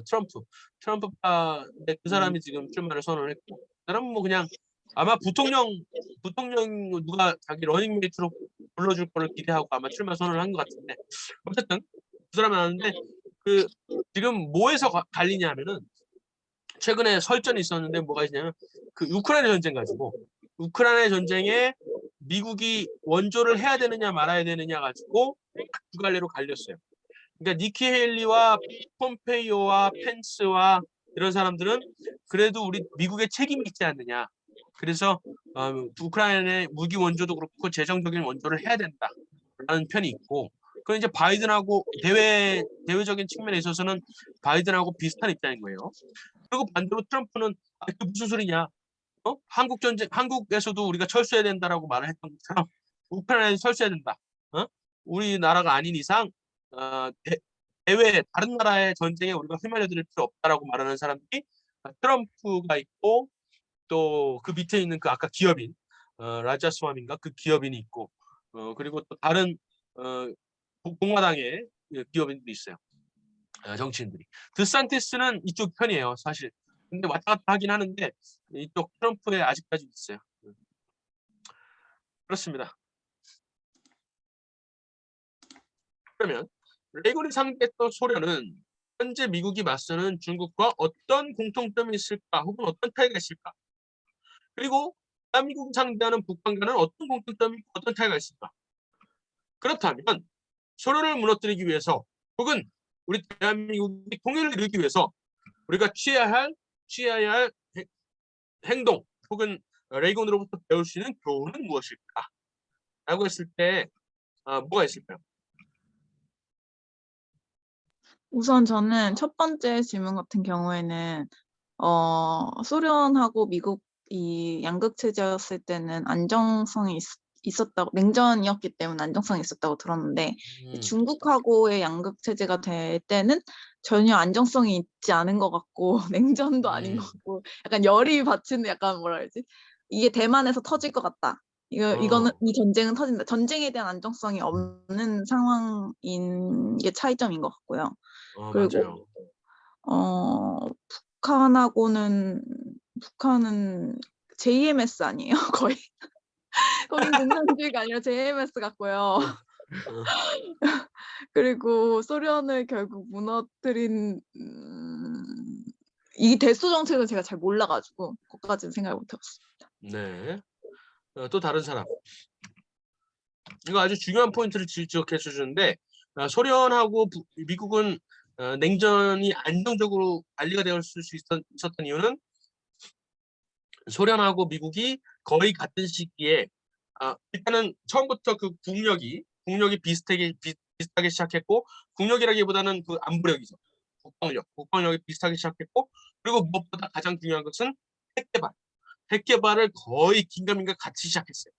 근데 조금 있다가 올해 아마 오펜하이머라는 영화가 나올 거예요. 정말 대작 누구예요? 그 배트맨 감독한 사람, 이 메멘토 감독한 사람, 인터스텔라 감독한 사람, 크리스토퍼 놀란이 어마어마한 대작을 만들어요. 오펜하이머. 출연진이 캐스팅이 엄청난데 이 오펜하이머에서 뭐를 말하냐면은 아직까지 영화는 안 봤지만 대충 그 짐작을 하기에는 오펜하이머를 비롯한 그 안에 핵 개발을 했던 사람들이 결국에는 그 소련의 텃밭 활동을 했다 이거예요. 그래서 소련한테 미국에서 개발한 그 핵 기술을 은연중에 혹은 노골적으로 누구를 시켜서라도 흘렸다. 소련에 흘렸다. 근데 이 사람들의 목적 의식은 뭐였냐? 어디 그랬냐? 나라를 배신한 게 아니라 우리가 핵을 가졌을 때 상대방도 핵을 가진다면 동시에 핵을 가진다면 이 전쟁이 3차 대전이 일어나지 않을 수가 있다라고 믿었기 때문이에요. 핵과 핵이 만나면 절대로 전쟁은 일어날 수 없다라는 핵 균형을 믿었기 때문이에요. 반대로 한쪽만 핵을 가졌을 경우에는 이 비대칭 때문에 불안정해질 수밖에 없다라고 학자들이 수학적으로 생각했을 때 그런 거야. 그래서 슬쩍 이거를 흘렸다라는 얘기가 있어요. 설이죠, 설. 실제로 근데 스파이들이 있었긴 했는데 그 과학자들이 다 그렇게 그런 마음을 품었겠느냐라고 했을 때 오펜하이머라는 영화에서는 그랬다라고 말하는 거죠. 그러니까 이 화이트워싱을 하는 거죠. 화이트워싱이랄까? 일종의 그 역사 왜곡을 하는 거죠. 이 과학자들의 편을 들어주는 거예요. 이 사람들이 핵을 무시무시한 무기를 개발했지만 악의는 없었다라고 나름대로 말하는 거예요. 그게 뭐 맞았을 수도 있고 그런데 어쨌든 그 당시에 균형이 있었던 이유는 국방력이 비등비등했고 그리고 무엇보다 핵 개발을 동시에 했다는 게 있어요. 그렇지만은 중국은 그렇잖아요. 중국은 물론 국방력도 굉장히 비슷하고 하지만은 최근 10년, 길어야 20년 안에 굉장히 빨리 치고 올라옵니다. 그랬기 때문에 흔들리는 겁니다. 이등이 아주 멀리 떨어져 있으면은 안정적인데 아니면은 1등하고 2등하고 거의 1등, 2등이 왔다 갔다 할 정도로 비슷하면은 안정적인데 그게 아니라 1등하고 2등의 격차가 좁혀질 때 불안한 거예요. 그래서 지금 그 시기가 지금 중국하고 미국하고 관계다. 이렇게 이해하면 됩니다. 그리고 또 다른 분 의견 있으세요? 저는 일단 뭐 공통적이라고 하면 그 공산 전체주의 사상이 있을 거고 그리고 또 소수민족을 탄압하고 그러니까 그 소련이 이렇게 막 수용소 굴라크 이런 거 해서 사람들 탄압하고 또 하여튼 이제 그런 공산주의적인 측면에서도 전체주의적인 측면에서 공통점이 있는 것 같은데 제 생각에 그러니까 그냥 제 느낌인데 뭔가 중국이 소련보다 더 사상 교육을 잘한다는 느낌이 있는 것 같아요. 그러니까 중국인들을 완전히 그 하나의 생각으로 몰아넣고 그래서 하나의 중국을 엄청나게 만들어가고 있고 그리고 티베트 지역의 그 서남 공정 뭐 이렇게 완전 다 마무리하고 이제 그 서북 공정을 해서 여기 신장 위구르를 이렇게 다 장악하고 아무튼 역사 교육을 완전히 잘해서 중국인들의 소수민족들의 반란 같은 거 독립할 생각 이런 거 자체를 못하도록 철저하게 통제하고 있는 것 같다. 뭐 그런 생각이 들고 그리고 또 이 개혁 개방 정책을 적절히 하면서 어떻게 보면 그 돈으로 중국인들을 미치게 만든달까? 그러니까 그 제가 중국에서 오랜 경험이 있는 분의 얘기를 들었는데 중국인들 돈을 엄청 좋아한다고 하더라고요. 완전히 그 돈에 미쳤다는데 아무튼 그런 식으로 돈과 이런 걸 적절히 활용을 해서 중국인들을 어떻게 그 정부에 대한 반감을 갖지 못하게 완전히 통제하고 있는 게 아닌가. 그래서 또 확실히 사상적으로 강력한 나라일 것 같다.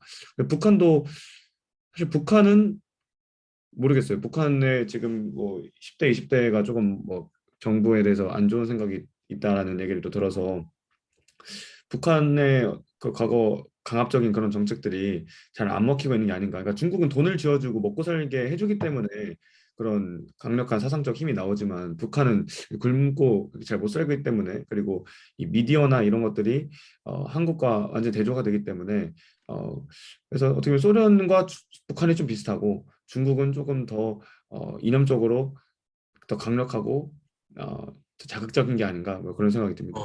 그리고 또 한 가지 또 대외 외교적인 측면에서도 보면 소련은 이게 제가 맞는지는 모르겠는데 그 중국은 이제 그러니까 미국이 소련 정책을 펼칠 때 중국과 좀 친하게 지내면서 닉슨 독트린 하고 그래서 중국과 소련의 관계를 좀 이렇게 버리는 정책을 했잖아요. 근데 그게 80년대까지 이어졌는지는 모르겠는데 이제 그래서 그때는 소련이 좀 고립되어 있었지만 소련의 편이 적었지만 왜냐면 동독도 이제 또 서독과 통일되기도 하고 그래서 소련은 좀 고립된 측면이 있는데 중국은 지금 그래도 소련과 어떤 유대 관계 그러니까 어떤 유럽과 미국 이런 서방 세력에 대한 반감으로 뭉치는 이런 연합의 관계가 또 있는 게 아닌가. 그리고 또 카자흐스탄과 1대1로 정책을 통해서 주변국들을 많이 그 이렇게 또 장악하려고 하는 점에서 그러니까 약소국들을 자기 편으로 끌어오려는 노력 자체가 상당히 하고 있는 게 아닌가 그런 생각이 들어서 조금 그런 점에서는 좀 차이가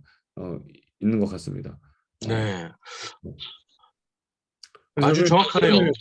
소련을 무너뜨린 레이건의 제소 정책을 보면 어쨌든 그 소련을 고립시키고 그리고 소련의 그 어떤 정치인들을 이렇게 개혁 개방으로 이렇게 몰아넣었던 점에서 중국과 지금 러시아의 관계를 이간하고 그리고 중국이 국제사회로부터 더욱더 고립되고 또 그리고 중국이 경제를 어렵게 하는 거 사실 소련이 결국엔 경제적인 것들이 중요한 원인이 되었기 때문에 경제를 악화시키는 건 이제 그런 게 또 중요하지 않을까 그런 마지막 결론을 생각했습니다. 거기 덧붙이자면은 제가 만나본 중국 우리 교회에도 되게 많아요. 우리 교회 해외 선교국이 옛날에 제가 사역할 때는 영어를 쓰는 아프리카 쪽이나 뭐 이렇게 영어를 하여튼 쓰는 그런 사람들이 더 많았는데 지금은 압도적으로 중국인이 많아요. 근데 그중에 대부분이 조선족이란 말이에요. 근데 조선족이 우리나라에 와서 한국인 행사하면서 교회에서 온갖 혜택도 받고 후원도 받고 다 한단 말이에요. 근데 그 사람들이 뭐라고 하는지 아세요?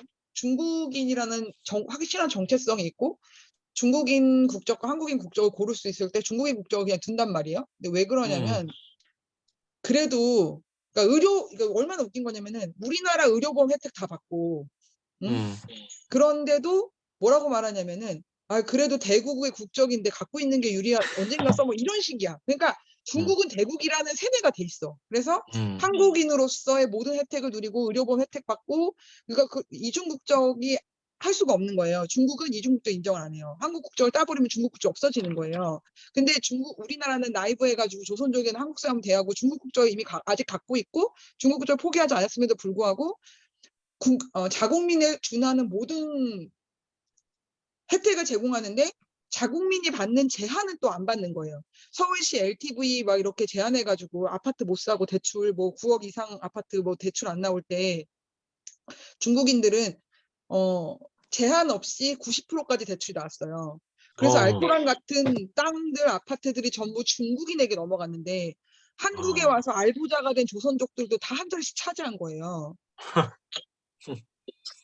이런 상황이에요 지금. 그래서 우리나라의 우리나라 하여튼 이 난민법부터 시작해서 국적 문제 그래서 한동훈 장관이 제가 봤을 때는 윤석열 정부 이거 인지하고 있다고 생각해요. 왜냐하면 또 정확하게 중국인을 초점을 맞춰서 얘기하지 않았지만 상호주의에 입각하게 법을 재정비하겠다 이런 얘기를 했었는데 바로 그게 이런 거를 의미하는 게 아닌가. 그러니까 우리나라 사람들은 이런 거에 민감하지 않으니까 잘 모르는데 상호주의에 입각한이라고만 하고 중국에 대해서 아무런 언급하지 않았음에도 불구하고 조선족이 난리가 났거든요. 그 다음날. 이런 걸 봤을 때 중국 사람들은 그 정부의 그런 정책의 변화에 대해서 굉장히 민감하게 보고 있다. 조선족들은 다른 건 무식해도 이 공산 정권 안에서 살아가지고 정부의 정책이 모든 것을 좌지우지하고 이런 걸 경험하다 보니까 오히려 대한민국 정부의 정책에도 굉장히 민감하고 그 혜택도 우리나라 사람들은 그게 뭐 돈 받을 일이 있어도 그런 정책이 있었는지도 모르고 넘어가는데 중국 사람들은 정말 잘 찾아 먹어요.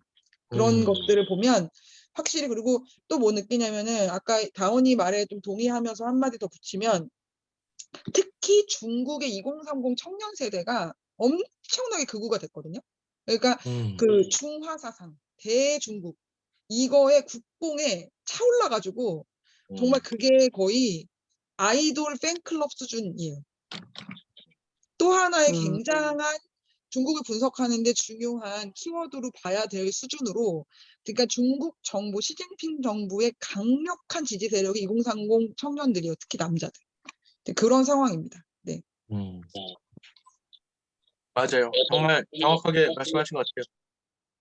네, 그 저도 예, 말씀하세요. 네. 그 사상교육이 굉장히 크게 동의를 하는데 그 소련은 저기 스탈린에서 프루쇼프 넘어가는 시점에 좀 전임 서기장들에 대해서 비판을 하고 좀 격화시키는 운동을 했다면 중국 공산당을 그거를 모든 주석들이 하나도 안 거치고 넘어갔어요. 정권이 스무스하게 마오쩌둥이 죽은 뒤에 정시호핑이 넘겨봤대 마오쩌둥의 사상은 무조건 헌법에 박아두고 푸진타오를 저렇게 주석직에서 공산당 대회에서 망신을 줬어도 그 사람의 헌법은 절대로 삭제하지 않는, 어떻게 보면 당의 전통성을 굉장히 끈질기게 유도를 한 것 같고 유지를 한 것 같고, 또 소련은 전체적인 사회 분위기가 이미 박미영 교사로 삼은 것 같습니다. 이미 우리는 공산주의 이상 사회를 이뤘으니 앞으로 잘 살아나가자라는 종결형이었다면 중국은 좀 아직 용백년이라고 하잖아요. 공산당 창건 100주년 그리고 뭐 건국 100주년 해가지고 건국 100주년에 우리의 이상 사회가 실현될 것이다. 아직은 미래형으로 있기 때문에 좀 더 그 유지가 쉬운 것 같습니다. 아직 뭐 달성되지 않은 목표가 있다. 그렇죠. 아주 정확하게 말씀하셨어요. 중국도 사실 이제 공산주의 이전에 중국이 있잖아요. 그 공산주의 이전에 중국에 대한 그 그리움이 있을 법한데 그게 러시아만큼 없어요. 러시아는 공산주의 때문에 사실은 그 대전 러시아 때 추억과 그때의 향수가 너무나 강하게 작용을 해서 결국에는 말 그대로 소련 그 공산주의, 레닌주의가 그 러시아의 그런 어떤 그 문화적인 그런 측면들을 많이 수용하고 받아들일 수밖에 없었다는 측면이 있었단 말이에요. 그럼에도 불구하고 워낙 큰 땅덩어리가 있었기 때문에 사실은 여기 지방까지 통제가 거의 불가능했죠. 중국도 그만큼 크진 않았지만은 통제가 어렵긴 했었는데 훨씬 더 유능하게 잘해왔고, 말 그대로 소련을 반면교사로 삼아서 소련이 잘했던 부분만 찝어서 이렇게 정책을 했던 것 같고, 무엇보다 개혁개방을 하면서 어마어마한 자본이 몰려 들어갔죠. 근데 사실 자본이 들어간 이유도 개혁개방을 했는데 그것을 미국이 수긍해주고 이렇게 내줘준 우리나라도 마찬가지지만 거기 맞장구를 펴준 이유가 소련을 경제하기 위해서 그랬던 거잖아요. 그러니까 참 이게 참 아이러니해요, 그죠?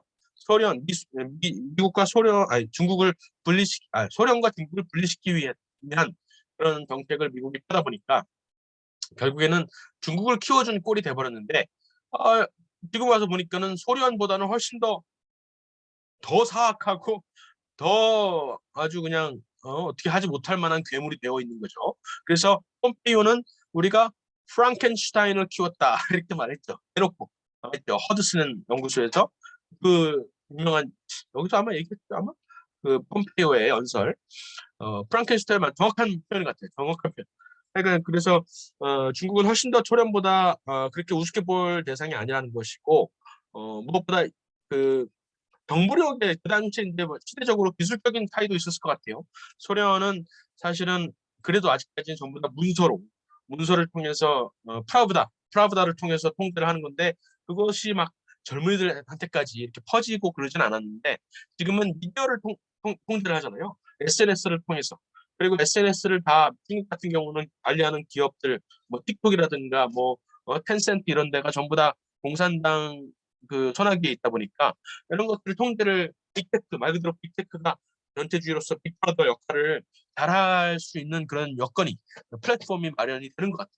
그러다 보니까 20, 30대가 오히려 더 극우화될 수 있지 않았나 이렇게 생각이 들기도 하고 그래서 중국을 어떻게 대할 건 참 걱정이 많고 사실은 중국의 붕괴와 북한의 붕괴 그러니까 우리나라 대한민국의 통일은 중국의 와해 붕괴가 아니더라도 와해 정도까지는 그러니까 중국 공산당의 와해 정도까지는 같이 갈 수밖에 없는 것이란 말이에요. 아무리 생각을 해도 그렇죠? 공산당이 와해되지 않는 우리나라의 자유통일은 없다라고 볼 수밖에 없기 때문에 이 두 가지를 같이 생각해요. 그렇기 때문에 미국의 정책과 대한민국의 정책이 일치해야 되고 방향성이 같아야 되고 같은 보수주의 대통령이 자리를 잡아야 되고 그게 어떻게 보면은 시발점이 될 수가 있죠. 통일의 변곡점이 될 수가 있는 것이죠. 그래서 네, 어쨌든 그거 생각하는 게 다 비슷하고 오히려 제가 많이 배웠어요. 의견을 들으면서. 그래서 결국에는 고립 정책을 계속하되 이게 그러니까 소중 분리에 실패했다는 거야 바이든이. 그러니까 우크라이나 전쟁 때문에 어쩔 수 없다라고 얘기는 하지만 우크라이나 전쟁이 일어나고 우크라이나 전쟁에 대해서 우리 미국이 대응하는 방식이 소련과 중국을 붙여놓은 꼴이 되는 거예요. 소련과 중국이 협력하기에 유리한 조건들을 만들어주는 거야. 그게 실패다. 그게 패착이다라고 말하는 사람들이 많이 있어요. 그래서 우리가 소중 분리를 계속해서 그 이간질을 계속해서 해야 된다라는 것이고요. 그리고 경제적으로 고립시키는 거.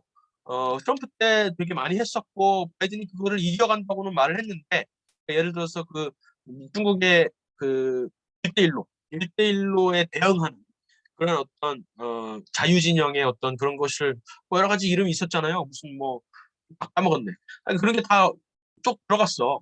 바이든 들어오면서 그런 것들을 좀 더 구축을 해야 되지 않느냐 싶기도 하고 정보 투사는 뭐냐면은 정보를 놓는 거예요. 그러니까 예를 들어서 사미스다트 제 사미스다트 코리아 지금 하고 있지만은 그 문서들 자유 진영의 문서들 자유의 소설 그런 것들을 자꾸 소련 내부에 넣어서 와해를 시키는 거죠. 자유를 꿈틀꿈틀거리게 하는 거 자유 사상이. 근데 그 역할을 지금 중국에도 해야 되는데 중국에는 미디어를 통해서 오히려 통제가 되고 그죠?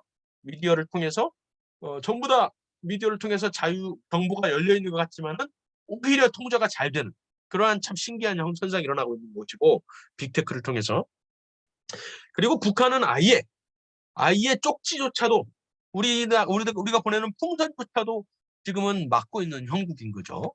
확성기조차도 막고 있는 형국. 그러니까 참 정말 이렇게 문명이 같은 국경선을 맞대고 있으면서 이렇게 문명이 차이가 있을 수가 있을까 이런 생각이 들기도 하는데 그래서 더욱더 소련이 레이건이 했던 정책처럼 정보투사가 중요한 정보투사, 인포메이션 프로텍션이라고 그러죠. 정보를 넣는 거예요.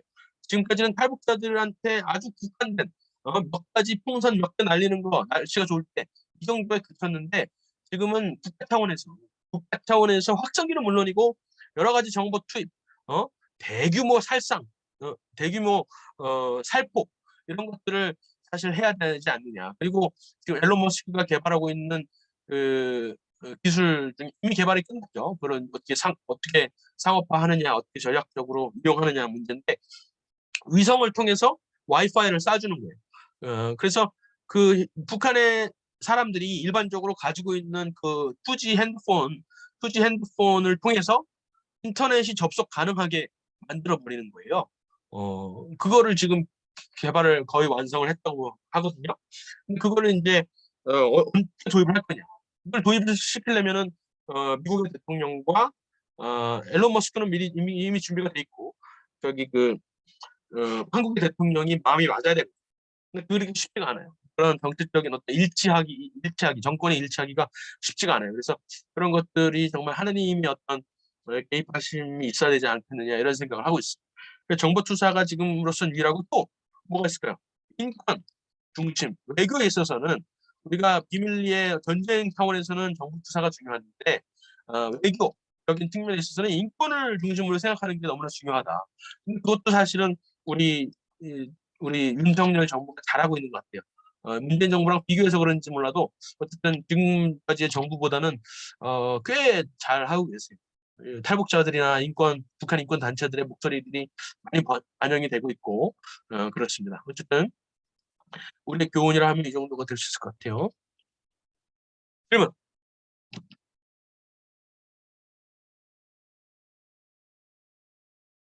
그러면은 우리가 마칠까요? 아니면은 한 가지만 더. 준비하셨던 자료 있지 않으세요? 네. 그거 좀 설명 듣고 싶어요. 피곤하신 분은 그냥 들어가서 주무셔도 돼요. 근데 지금 올해가 뭘 보여주고 싶냐면은 이거예요. 올해가 유명한 악의 제국 연설이라고 들어보셨죠? 미국 복음주의 협의회에서 소련을 악의 제국, Evil Empire라고 규정을 했던 그 유명한 연설이 40주년이 되는 해예요. 그래서 이게 3월 8일이었잖아요. 지난주였어요. 그래서 지난주에 여기 워싱턴 DC에서 대대적인 행사가 있었죠. 그러니까 반공주의자들 그리고 보수주의자들이 모여서 이 연설을 다시 한번 평가해보고 지금 그 연설에서 우리가 도출해낼 수 있는 교훈들을 찾아보자 이런 식으로 해서 이제 모였단 말이에요. 그래서 그 얘기를 해주고 싶은 거야. 이 이블 엠파이어가 저도 이제 중요하다고 생각해요. 레이건 11 보면은 맨 마지막에 번역을 해놨어요. 한번 읽어보시는데 정말 기가 막힌 연설이거든요. 기가 막힌 연설. 선택할 시간에 비슷한 기가 막힌 연설이기도 해요. 그래서 한번 검토를 해보고 어떤 것을 배울 수 있을까 한번 생각해봤으면 좋겠어요. 한 가지 제가 우리나라 대통령들이 우리나라 정치인들이 전반적으로 좀 배웠으면 좋겠다라고 싶은 건 뭐냐면은 이 유쾌함이에요. 레이건의 유쾌함. 이 정말 농담도 시기적절하게 정말 사람들을 웃기고 완전 코미디언처럼 사람들을 웃기고 울리고 했단 말이에요. 그러니까 휘어잡을 수 있는 그런 좀 기술이 없다. 우리나라 정치는 너무나 고리타분하고 그냥 말하는 것도 느리고 답답한 그런 게 있는데 이런 유쾌함과 이 유머 감각 이런 것들을 좀 배웠으면 좋겠다 생각을 했어요. 근데 이제 이렇게 기독교인들 앞에 두고서는 이런 조크도 하는 겁니다. 처음에 시작할 때 기도하는 사람들이 여러분 기도하는 사람들이니까 기도해 주셔서 감사합니다. 저는 중보의 힘을 믿습니다. 이렇게 딱 말하는 거예요. 그렇지만 여러분이 중보했는데 하나님이 통화 중이시라면 제가 먼저 통화하고 있는 겁니다. 이렇게 웃기기도 하시면서 하셨어요. 그리고 그렇게 연설을 시작하셨는데 정치의 이상과 원칙에는 그 기초에는 자유와 개인의 자유, 프리덤과 퍼스널 리버티 두 개를 구분해서 말씀하셨어요. 네, 헌신이 있었다. 그리고 그 자유는 신의 축복을 간절히 구하고 겸손히 받아들여질 때만이 번창할 수 있다는 것임을 우리가 깨닫고 있다. 이것이 바로 민주주의 실험의 기초다. 미국 민주주의 실험의 기초다. 자유와 신앙이 같이 가는 것.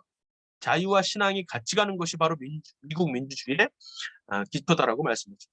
왜냐하면 하나님께서 우리에게 생명과 자유를 동시에 주셨다라고 말씀하셨기 때문에 존경심과 도덕관이 중요하다는 거예요. 여러분 복음주의 협의회에 모이신 여러분 기독교인 목회자들이 중요합니다. 이 말씀을 하시는 거예요. 그래서 토크빌을 인용하시죠. 토크빌을 인용하시는데 여기 미국 교회들이 들어가서 미국 설교 단상에서 그 의료에 불타는 설교를 듣기 전까지는 내가 미국의 천지성을 이해하지 못했다라고 토크빌을 인용하는 말이 있어요. 레이건 대통령도 인용을 하시고 그 전부터 보수주의자들이 많이 인용을 했어요. 근데 문제는 뭐냐면은 토크빌이 이런 말을 안 했다는 거예요. 토크빌의 어떤 저서에도 그 당시에 어떤 기록에도 이런 말이 기록이 되어 있지 않아요. 그래서 이 말이 어디서 나왔냐라고 했을 때 찾아보니까 추적을 해보니까 1930년대 40년대에 어떤 목사님이 토크빌이 했다라고 잘못 인용을 하는 토크빌의 정신을 자기가 요약해서 토크빌의 말을 자기가 만들어낸 거예요. 그거를 전부 다 원문을 보지 못하고 그 목사님을 인용해가지고 전부 다 잘못 인용하고 있는 것이죠. 우리나라의 정치인들도 이것을 저도 그랬어요. 저도 강의하다가 아우 토크빌이 이런 말을 했다라고 잘못 인용을 한 적이 있어요. 토크빌은 이런 말을 하지 않았다. 그렇지만 어떤 목사님에 의하면 토크빌이 말했던 미국의 정신을 요약하자면 이건 크게 표현할 수 있다. 이 정도가 될 수 있겠어요. 어쨌든 여러분이 잘 아셔야 되는 거니까 레이건도 잘못 인용했던 거예요. 또 하지만 우리 미국이 그렇게 위대하게 시작했지만 그렇지만 우리가 기억해야 될 것은 어떤 정부도 미국을 포함해서 어떤 정부도 사람의 계획이란 완벽할 수 없다는 것입니다. 보수주의의 형제이죠. 보수주의의 불완전성, imperfectibility를 말하고 있어요. 모든 정부가 모든 것을 해결하겠다고 하라는 그런 획일주의적인 전체주의인 것은 결국 악한 것이다 라고 말하는 것이고요. 그것에 대적해야 된다고 말하는 거죠. 그러면서 공산주의에 대해서 얘기를 하고 있는데 이런 사람을 인용해. 어떤 캘리포니아 유명한 사람을 인용하는데 어떤 사람이 이렇게 말을 하더라.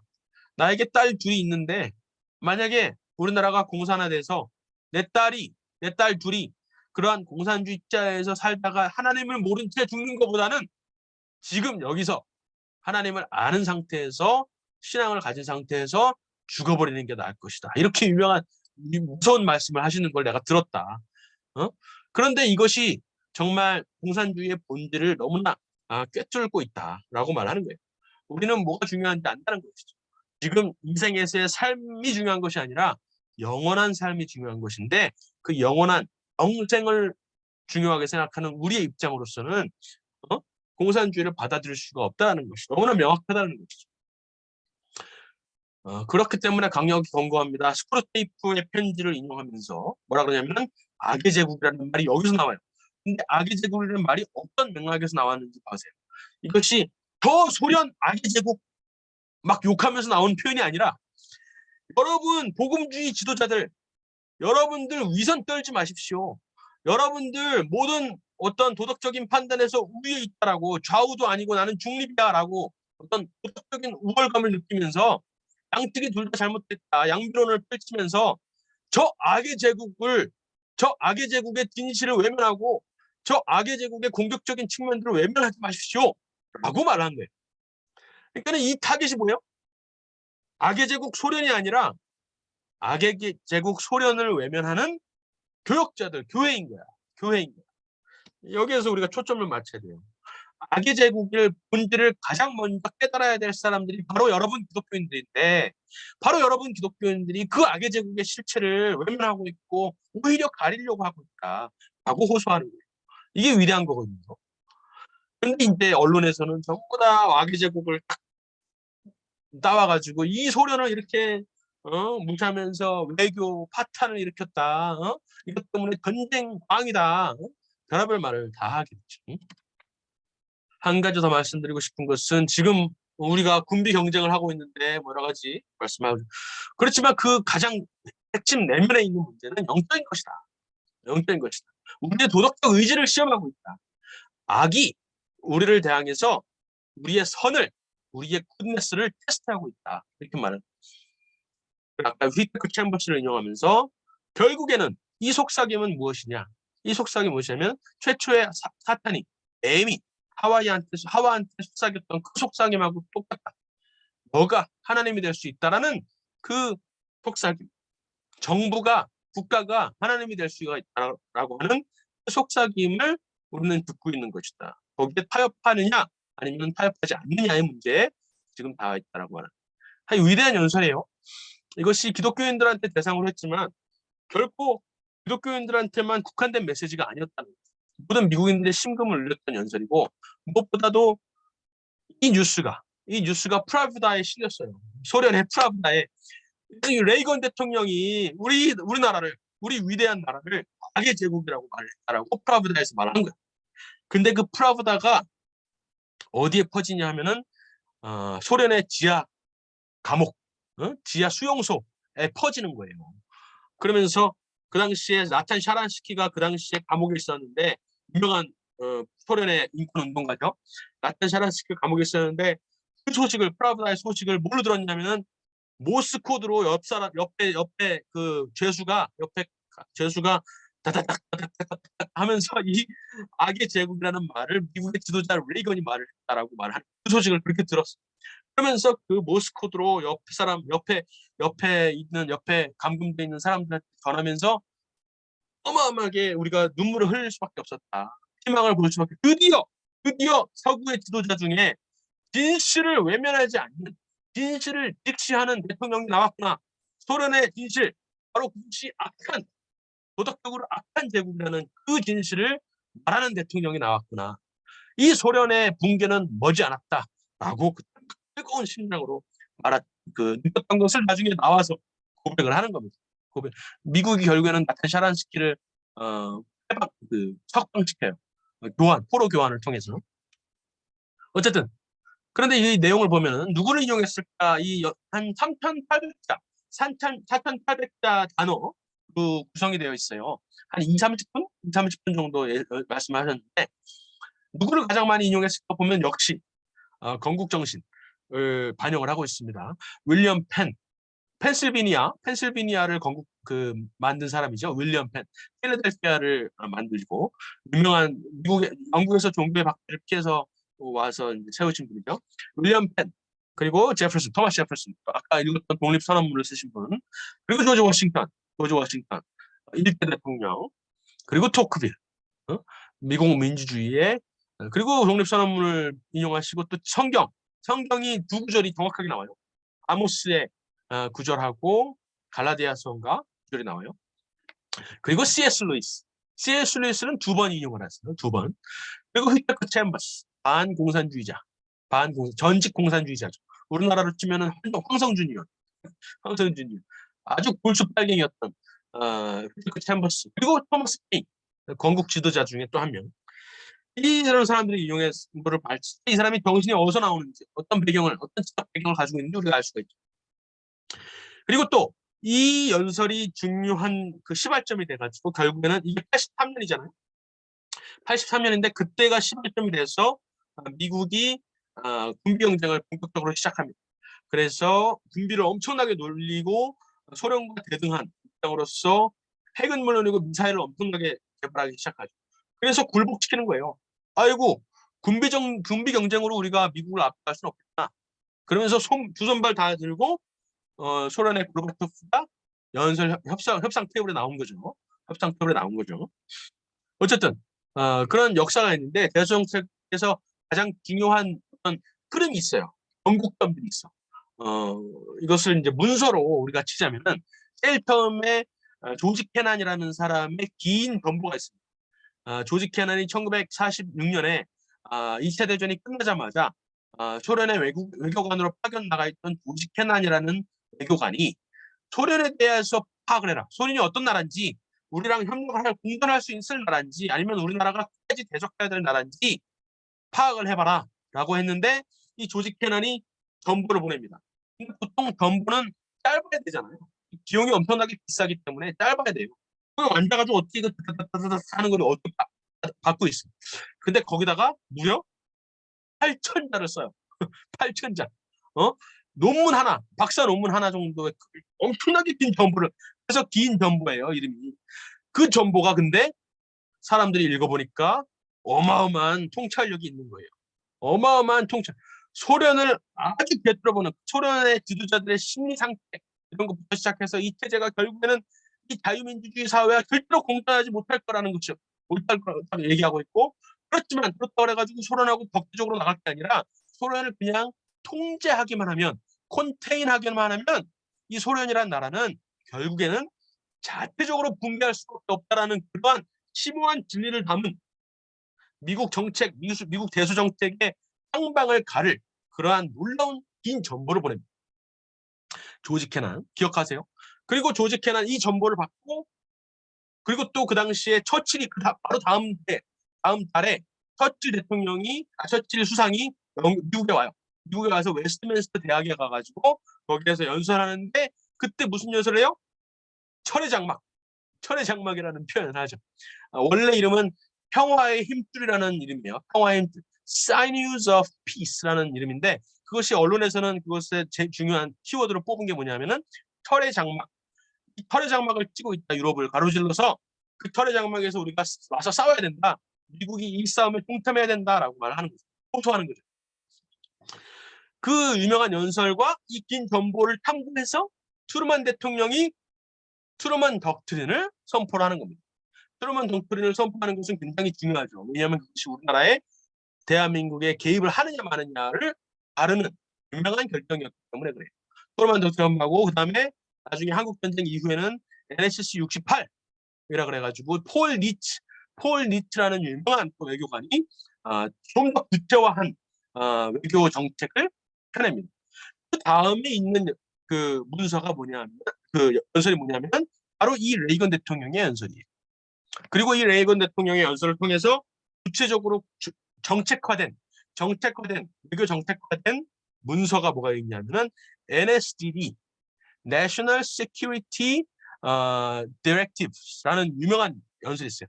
그것이 100 몇 개까지 1번부터 2번, 3번 이렇게 해서 100 몇 개까지 쭉 이어지거든요. 이것이 하나의 레이건 대통령의 대조 정책을 요약하는 것이라고 할 수 있습니다. 그 중에서 가장 중요하다고 뽑히는 것 중에 하나가 66번인데 66번이 뭐냐면은 폴란드에 대한 정책이에요. 폴란드. 근데 그 당시에 폴란드를 상대로 정보전을 펼치는 거야. 정보전. 그래서 그 당시에 있었던 RFL, Radio Free Asia, Radio Free Europe, RFE죠. 그리고 보이스 오브 아메리카를 통해서 라디오 방송 그리고 TV 수신, TV 송신을 보내는 거죠. TV 그 전파 그리고 사미자트를 보내는 거예요. 예를 들어서 그 당시에 뭐가 있을까요? 하발의 무슨 정치 문서들 이런 것들 그리고 또 소설도 있어. 소설 1984 이런 소설들을 전부 다 프린트를 해가지고 그때는 USB가 없으니까 프린트를 해가지고 살포를 하는 거예요. 뿌리든지 헬리콥터로 뿌리든지 아니면은 비밀리에 어마어마한 대량을 지하 네트워크를 통해서 퍼뜨리든지 이것을 국가적인 차원에서 지원해라라고 명령을 한 거예요. 그 전까지는 살짝 누가 했을까? 그 전까지는 리차드 범버란트 목사님. 리차드 범버란트 목사님이 성경을 그런 식으로 보냈습니다. 근데 이 레이건 대통령의 연설과 이 NSCD 66번 이후로는 국가적인 차원에서 성경은 물론이고 모든 문서들과 이런 것들을 대량으로 살포하기 시작한 거예요. 그러면서 폴란드에 깨어있는 자유지성인들이 힘을 얻기 시작하고 용기를 얻기 시작하고 꿈틀꿈틀 거리면서 결국에는 혁명을 일으키는 겁니다. 폴란드에 있었던 혁명을 통해서 나중에 그게 다른 동유럽, 헝가리나 이런 쪽으로 퍼지고 결국에는 일부는 소련이 강압적으로 탄압을 하지만 그것도 한계가 있어서 결국에는 열리는 거예요. 89년에 열리는 겁니다. 그래가지고 이 불가항적인 거역할 수 없는 이 개혁의 바람이 일어나면서 소련 본토까지 치는 거죠. 소련 본토까지 이 어마어마한 정보력이 정부 투사가 하는 거죠. 그래서 사실은 소련을 무너뜨린 것은 레이건 대통령이었지만 레이건 대통령의 구체적으로 무엇이냐라고 했을 때 NSC 66을 NSDD 66을 꼽습니다. 그런데 최근에 좌파 언론과 좌파에 점령된 학계에서는 NSC 68까지 폴 니체가 말했던 60년대, 50년대에 있었던 저 68까지는 대수 전략에 있어서 굉장히 높은 문서로 치는데 레이건의 이 연설이나 NSDD는 평가를 안 하는 거예요. 아주 박하게 평가를 하는 거죠. 기껏해야 보수주의자들과 반공주의자들과 자유주의자들만 이 레이건의 이 놀라운 연설과 이 정책들, 대수 전략들을 높이 평가를 하는 겁니다. 그래서 우리나라도 다 대학 교수들이 전부 다 좌파 교수들한테 미국에서 와서 배운 것밖에 없으니까 전혀 몰라요.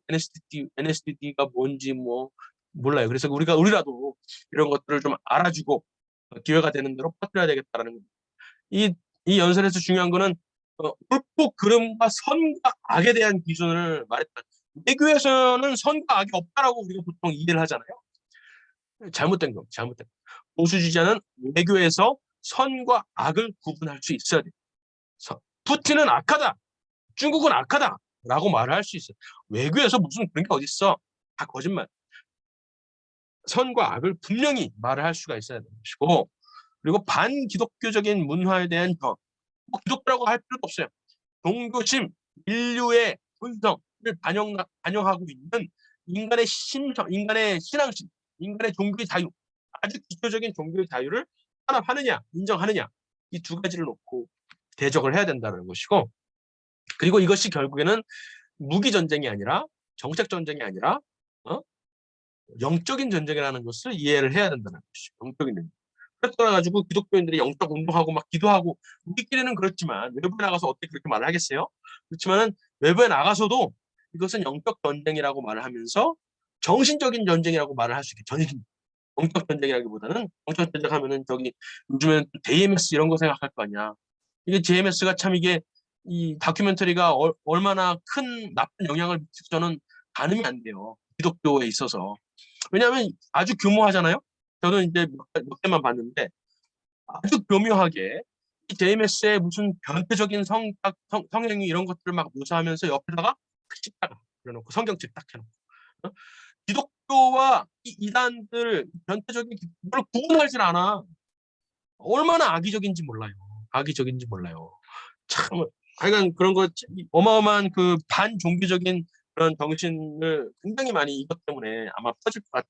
어쨌든 그런 것들에 대해서 우리가 경계를 해야 되는 거죠. 그리고 결국에는 진실이 다른 게 아니라 어떤 외교적인 처세술과 기술과 무슨 속임수와 이런 게 아니라 결국에는 자유를 선사하는 것은 진리다라는 진리.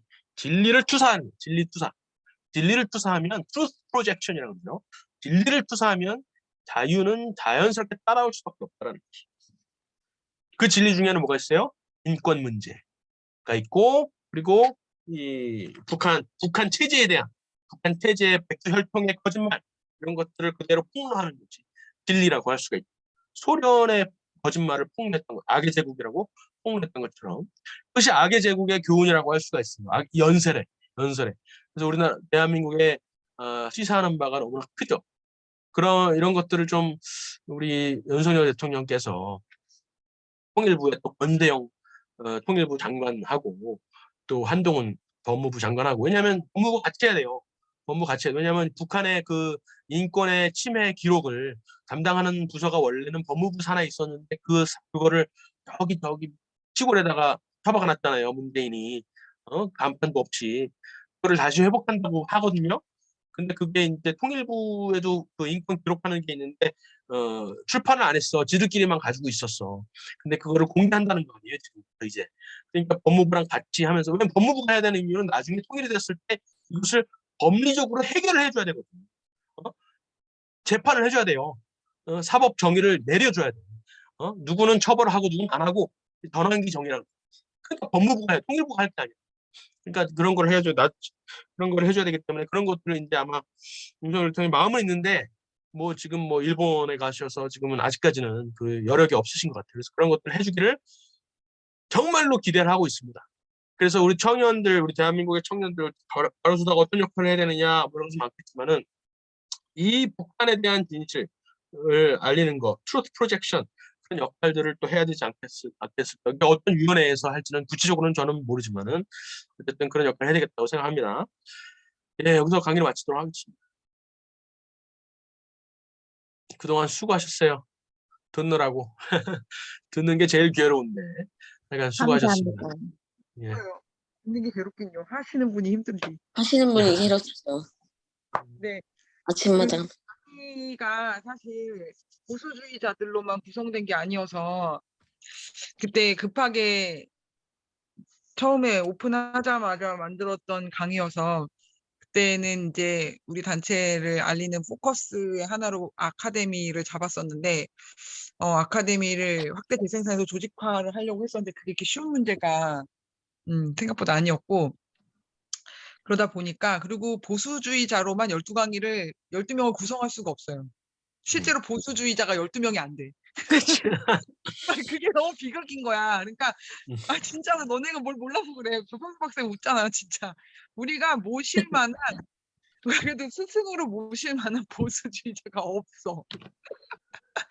그런 현실. 그래서 조성수 박사님이 12강이나 혼자 강의를 다 하나시피 하시는 거기 때문에 힘들지만 제가 의뢰할 수밖에 없었던 이유가 각자 자기 사상의 바탕에서 그러니까 우리 보수주의 청년 우리가 바로서다가 정말 한국의 보수주의를 뿌리내리기 위한 하나님의 사명을 받은 단체라면 마땅히 알아야 되는 기본적인 주제들인데 그 강사를 그래도 유명한 사람을 모셔야지 단체 네임밸류가 있는데 그 분야별로 보수자가 없다 보니 그날도 네임이 있는 사람들을 모시다 보니 각자의 사상이 우리하고 안 맞는 부분도 그 강의에 다 녹아나 있기 때문에 이거를 보수주 입장에서 정리해주지 않으면 우리 애들은 참 순수하잖아요. 우린 백기잖아.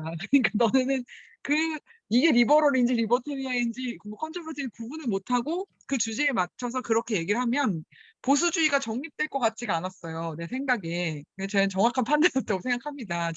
근데 내가 그걸 강의할 능력은 없어. 근데 판단은 정확하잖아, 내가. 그래서 조평세 이사님에게 짐을 지웠죠. 그래서 이후에 들어오는 사람들은 매번 조평세 박사님이 강의할 수는 없으니까 지금 이렇게 정리해 주신 그 PPT 있잖아요. 여기 부교재로 우리한테 강의해 주신 거. 그거를 좀 최종 버전을 정혜민 행정국장에 보내주시고 그걸 따로 편집하실 필요는 없고 우리가 지금 12강이 녹화가 돼 있거든요. 근데 우리 얼굴도 다 나오기 때문에 이걸 공개하진 않을 건데 우리의 임원진으로 들어오는 핵심 임원진이 되는 사람은 우리하고 생각이 똑같아야 되잖아요. 그래서 핵심 임원진으로 선발하는 사람들에게 내부 교육용으로 쓸 때 또 말로만 들으면 이해가 안 가니까 조평세 이사님의 PPT와 그러니까 원 강의와 조평세 박사님 PPT와 조평세 박사님이 설명, 우리 요 토론 2시간짜리 요거를 보면은 이후에 임원진 교육은 그냥 이걸로 대체하는 게 어떻겠나라는 생각이 들어요. 몇 명 안 갖다 놓고 조평세 박사님 또 12주를 시간을 내는 건 좀 비효율이다. 그래서 어느 정도 이렇게 되고 사업을 하면서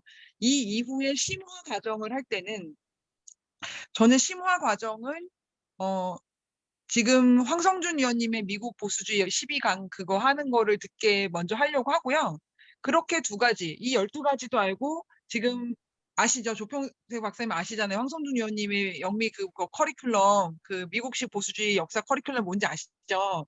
근데 그거로 커버할 수 없는 현실적 문제들이 있잖아요. 당면한 현실의 문제들, 우리가 정치적 노선을 가질 때 문제들, 이런 부분들을 이 두 가지를 한 다음에 또 조평세 박사님 쓰신 책, 지금 쓰고 계신 책이 저는 우리 교과서가 될 것 같거든요. 그래서 그 책을 쓰시고 나면 조평세 박사님이 번역하신 책 말고 지금 쓰고 계신 책을 기준으로 해서 심화 과정을 뭐 10강이든 12강이든 그 8강이든 하여튼 그 쓰신 책을 기준으로 해서 강의를 찍고 그거는 좀 고퀄리티로 찍고 그거를 또 저희가 이번에 편집하듯이 돈을 좀 들여서 제대로 찍고 제대로 편집을 하려면 조평세 박사님이 이 책을 쓰시고 한국 오신다고 하셨으니까 책 쓰고 한국 오시는 방문의 기준 또는 아예 오시면 당연히 할 수 있는 거고 만약에 방문을 하시게 되면 이 책이 나오든 안 나오든 이 커리큘럼 알고 계실 테니까 그렇게 해서 우리 심화 과정을 또 찍어가지고 내년도에 릴리즈하는 책과 함께 그럼 책이 교재가 되고 강의가 있고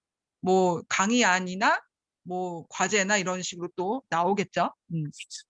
그 정도 하면 바로서다에서 보수주의를 기독교 청년들 때 가르치는 일반 커리큘럼이 어느 정도 마무리되지 않을까라는 생각을 저는 하고 있어요. 그래서 예를 들면 조평세 박사님이 그 번역하신 책들 가지고도 북스터디 교재를 하면 될 것 같고요. 그걸 강의를 새로 찍을 필요는 없을 것 같고 번역하신 책은 그래서 필독서 목록을 좀 만들었으면 좋겠어요. 제가 매달 숙제를 드렸을 때 이제 그걸 당장 내일 하라는 건 아니고 염두에 두시고 월드뷰도 하시니까 바쁘시니까 그렇지만 우리 바로서다 이사님으로서 우리 단체의 사상적인 부분을 좀 책임져 줬으면 좋겠다. 그래서 지금 12강 끝났고 그 다음에 이제 황성준 의원님의 그걸 고려하셔서 번역하신 책들로 북스터디를 먼저 하시길 좋겠다. 왜냐면은 제가 조평세 박사님이 번역하신 책들 목록 보고 좀 내용 쭉 보면 한국의 출판계와 한국 보수주의 자유주의의 흐름을 보면서 이 책을 먼저 우선 읽혀야겠다라고 생각하시고 우선적 번역하신 게 저는 흐름이 보이거든요.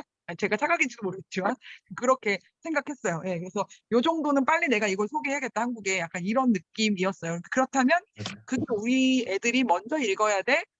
우리 임원진이라면 먼저 읽어야 될 북스터디에서 필독 목록에서 우선 필독서가 되겠다라는 생각이 들었고 그럼 애들이 그걸 책을 읽고 혼자 공부할 수 있도록 질문지를 주시던지 뭔가 그런 것들을 일단 지금 12강 달렸으니까 복습할 기회를 주고 우리 이제 3, 4월 좀 한 다음에 여름방학 전에 또는 여름방학까지 포함해서 진짜콘 준비와 함께 달려가야 되기 때문에 아카데미를 또 할 수는 없을 것 같고, 근데 우리 청년들을 공부는 계속 시켜야 되거든요. 그래서 제 생각에는 진짜콘 전에 아카데미를 또 열지 말고 필독서 목록을 주시고 그런 책들을 통해서 북스터디를 하는 게 어떻겠나, 좀 그런 생각을 해봤습니다. 근데 지금 예산 심의도 해야 되고요. 그리고 진짜콘이나 그 에덴미디어로 예산 신청하는 거, 그렇게 1년의 문화 사업이 모두 기획이 나와야 돼요. 그래서 지금 제가 정신이 없어요. 근데 제가 어쨌든 서포트하고 이게 돼야지만 이게 진행이 되잖아요. 그래서 먼저 이 기획이 어느 정도 나오면 5월 정도? 빠르면 5월? 늦어도 6, 7, 8? 이 정도 생각하시면 될 것 같아요. 그래서 우리 애들이 이런 일을 해 나가면서도 하루에 일주일에 한 권씩 읽는 건 아니고요. 뭐 한 챕터, 두 챕터도 이렇게 조금씩 읽어가면서 하는 그런 북스터디로 올해 하반기를 하자. 그리고 9월 또는 내년 3월 정도에 황성준 위원님의 고급 강의를 다 같이 임원진은 듣고 그 다음에 심화 과정. 그러면 그때쯤이면 조평사 박사님 책이 아마 나오지 않을까. 그때도 안 나오나요? 빨리 쓰셔야 돼요. 그다음 우리 최상위병 버전으로 빨리 써야 되기 때문에 책을 빨리 써주시기를. 그래서 그렇게 좀 생각을 하고 있습니다. 그래서 아까도 제가 일찍 들어오지 못한 분들 못 들었기 때문에 잠깐 반복을 하면, 한국의 보수주의는 거의 전무한 상황이에요. 한국의 보수주의는, 저도 보수주의라는 보수 정권이란 이름으로 탄핵당했기 때문에 보수란 단어는 탄핵을 당한 거예요, 같이. 우리가 생각하는 보수주의 사람들 잘 모르기 때문에. 그런 상황에서 자유주의자들이 더, 원래 오피니언 리더들도 자유주의자밖에 없었는데 자유주의자분들의 더 무게가 실리는 이런 상황이고, 보수주의를 한다라는 사람들은 전광훈 라인이나 태극기, 꼰대로 전락한 이런 상황이에요. 그리고 당에는 민주당에서 넘어온 사민주의자, 사회민주주의자들, 즉 사회주의적 성향이 있는, 유럽식 사회주의적 성향이 있는 사람들과 또 미국의 민주당 계열인 리버럴들이 국민의힘의 주도권을 장악한 상황이에요. 그리고 교회 청년들은 차별금지법 반대하고 나라를 사랑하고 교회를 사랑하는 마음은 있지만 전혀 의식화되지 않은, 정말 전혀 모르는 지금 그런 상황에서 바로 서다가 어떤 역할을 해야 될 것인가. 저도 잘 모르겠어요. 저도 아직 공부해 가야 되는 입장이고 나 혼자 이 많은 일을 할 수 있는 것도 아니기 때문에, 전 하나님이 길을 열어주시는 대로 최대한 사람들 만나고 좀 판을 벌리는, 약간 모내기의 모판 같은 느낌. 저희가 어떻게 혼자 열매를 내겠습니까? 나 하나 희생해서 판을 벌리면 여러분이 모내기처럼 벼로 자라시기를 기대하면서 판을 벌리고 있는 그런 와중인데요. 그래서 우리가 바쁘고 힘들지만, 지금 자기 직장 다녀야지, 직장 또는 학교 다니지, 자기 교회 하지, 거기다 지금 떨어진 이 많은 일을 하면서 기도해야지, 성경 봐야지, 묵상해야지, 그러면서 보수주의 공부도 막 숙제로 내주고 막 얼마나 힘들겠어, 니네가. 내가 이 얘기를 하는 이유는, 우리는 보수주의를 공부하는 게 우리 사명의 일환이라는 걸 여러분 아셔야 돼요. 지금 설명들이 이러한 거고, 2030 청년이 조직화되지 않았어요. 그래서 모두 거기에 목을 매거든요. 그러니까 어떻게 2030 청년 조직해서 보수로 만들 거냐, 우리 당의 표를 찍게 할 거냐, 이게 이준석한테 대인 이후에 초미의 관심사예요, 당이. 그러면 2030 청년들의 이름으로 당의 위원회를 만들고 보수적 목소리와 메시지를 던지는 게 엄청나게 중요한 상황인데 우리는 무식하잖아요, 지금. 열심히 하면 뭐해, 무식한데. 그러니까 우리가 공부하는 게 정말 중요한 거다. 우리가 보수주의를 공부하는 게 성경을 공부하는 것만큼 좀 중요하다. 이거를 여러분이 꼭 머릿속에 인식하셨으면 좋겠어요. 그래서 지금이 제일 한가할 거야. 사실 니네 지금 바쁘지. 이제 정말 진짜콘 준비 들어가봐. 죽도록 바쁠 거거든. 죽도록 바빠도 하루에 몇 페이지라도 정말 성경 읽는 마음으로 보수주의를 읽어야 된다. 자, 그런 당부를 드립니다. 지금까지 너무 수고하신 우리 조평세 박사님께 감사드립니다. 박수 짝짝짝짝짝. 자, 그리고 저기 한 가지 업데이트 드리면요. 그 계획하시는데 그 반영을 아마 하셔야 될 것 같아서, 제가 6월에 아마 한국 갈 것 같아요. 6월에 한국 가는데, 한국 가는데 완전히 들어가는 거예요. 완전히 들어가요. 근데 그 사는 거는 춘천이 될 것 같고, 여기서 사는 거나 다름없이 별로 그렇게 밖에 나오지 못할 거예요. 그래도 네, 한국에 밖에 있다는 것만으로 굉장히 마음이 네. 위로가 돼요. 야, 우리 할 수 그리고 있겠다. 진짜 당일 네. 위원회가 너무 걱정했는데 조평세 이사님 오시면 우리 할 수 있어. 그리고 저기 그 책은 아무래도 훨씬 더 많이 미뤄질 것 같아요. 왜냐하면은 그 제가 번역을 또 하나를 또 맡았어요. 근데 그 번역이 좀 오래 걸릴 것 같아. 그래서 아마 내년 초까지는 그 번역에 매달릴 것 같아요. 사실 그 번역에 매달리는 것 때문에 그러면 한국에 우리 가도 외부 네. 생활은 못할 것 같아. 예. 올해는 우리 이후에 커리큘럼 일단은 12주 강의한 거 듣고 다시 12주 동안 복습을 하게 할 거고요. 그러면 이제 상반기 갈 거니까 하반기쯤부터 필독서 해갖고 독서 토론 모임으로 쭉 가고, 그거는 당연히 이사님 해주셔야 돼요. 자, 그리고 한국에 계시면 더 좋은 게 한국 뉴스를 보시고 우리가 위원회 만들었을 때 정치적 이슈 치고 이런 것들은 병풍 뒤에서 진두지휘, 조작, 이렇게 명령, 영, 뭐 이렇게 우리가 나가서 하는 거지. 우리는 머리가 비었기 때문에 그런 행동은 할 수 있으니까 우리의 두뇌는 국경수 이사님이 계속 해주시는 걸로 그렇게 하고, 올해는 책을 좀 많이 읽고 그 다음에 황성준 위원님 거 다 같이 9월 달 거 듣고, 그럼 내년도의 프로그램은 다시 생각하는 걸로 그렇게 해도 되겠습니다. 자, 그래서 오늘 가장 기쁜 소식이네요. 조평세 박사님 귀국. 와, 정말 할렐루야입니다, 진짜. 저 혼자 하느라고 정말 가랑이가 찢어질 것 같은데 조평세 이사님이 와주시니까 너무 좋네. 자, 우리 희망차입니다. 갑자기 희망차졌어. 자, 우리 기도하고 마칠 텐데요. 우리 주성훈 자매님이 기도하고 마무리하겠습니다. 우리 그동안 주성훈 자매 기도하실 때 우리 조평세 박사님 축복 기도 해주세요. 네, 하나님 아버지, 이렇게 저희 바로서다 아카데미 12강을 마쳤습니다. 지금까지 강의해주신 주평생 박사님께 감사드리고, 또 앞으로도 이사님 안에 하나님의 성령의 충만함과 또 지혜와 탁월함을 부어주시기를 기도합니다. 우리 모두 이 강의 또 복습하고 또 앞으로도 더 열심히 공부해서 또 이 나라를 재건국할 또 앞으로의 대한민국의 인지가 되고 또 하나님의 일을 하는 사람 한 사람이 되기를 기도합니다. 예수님의 이름으로 기도합니다. 아멘. 아멘. 수고하셨어요. 감사합니다.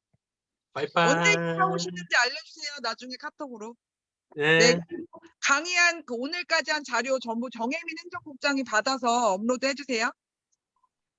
그리고 혜민이는 그거 그냥 풀지 마세요. 지금 단톡방에 올리지 말고, 예, 주요 임원들만 따로 교육할 때 줄 거예요. 이해하셨죠? 네, 알겠습니다. 자, 정리해 주세요.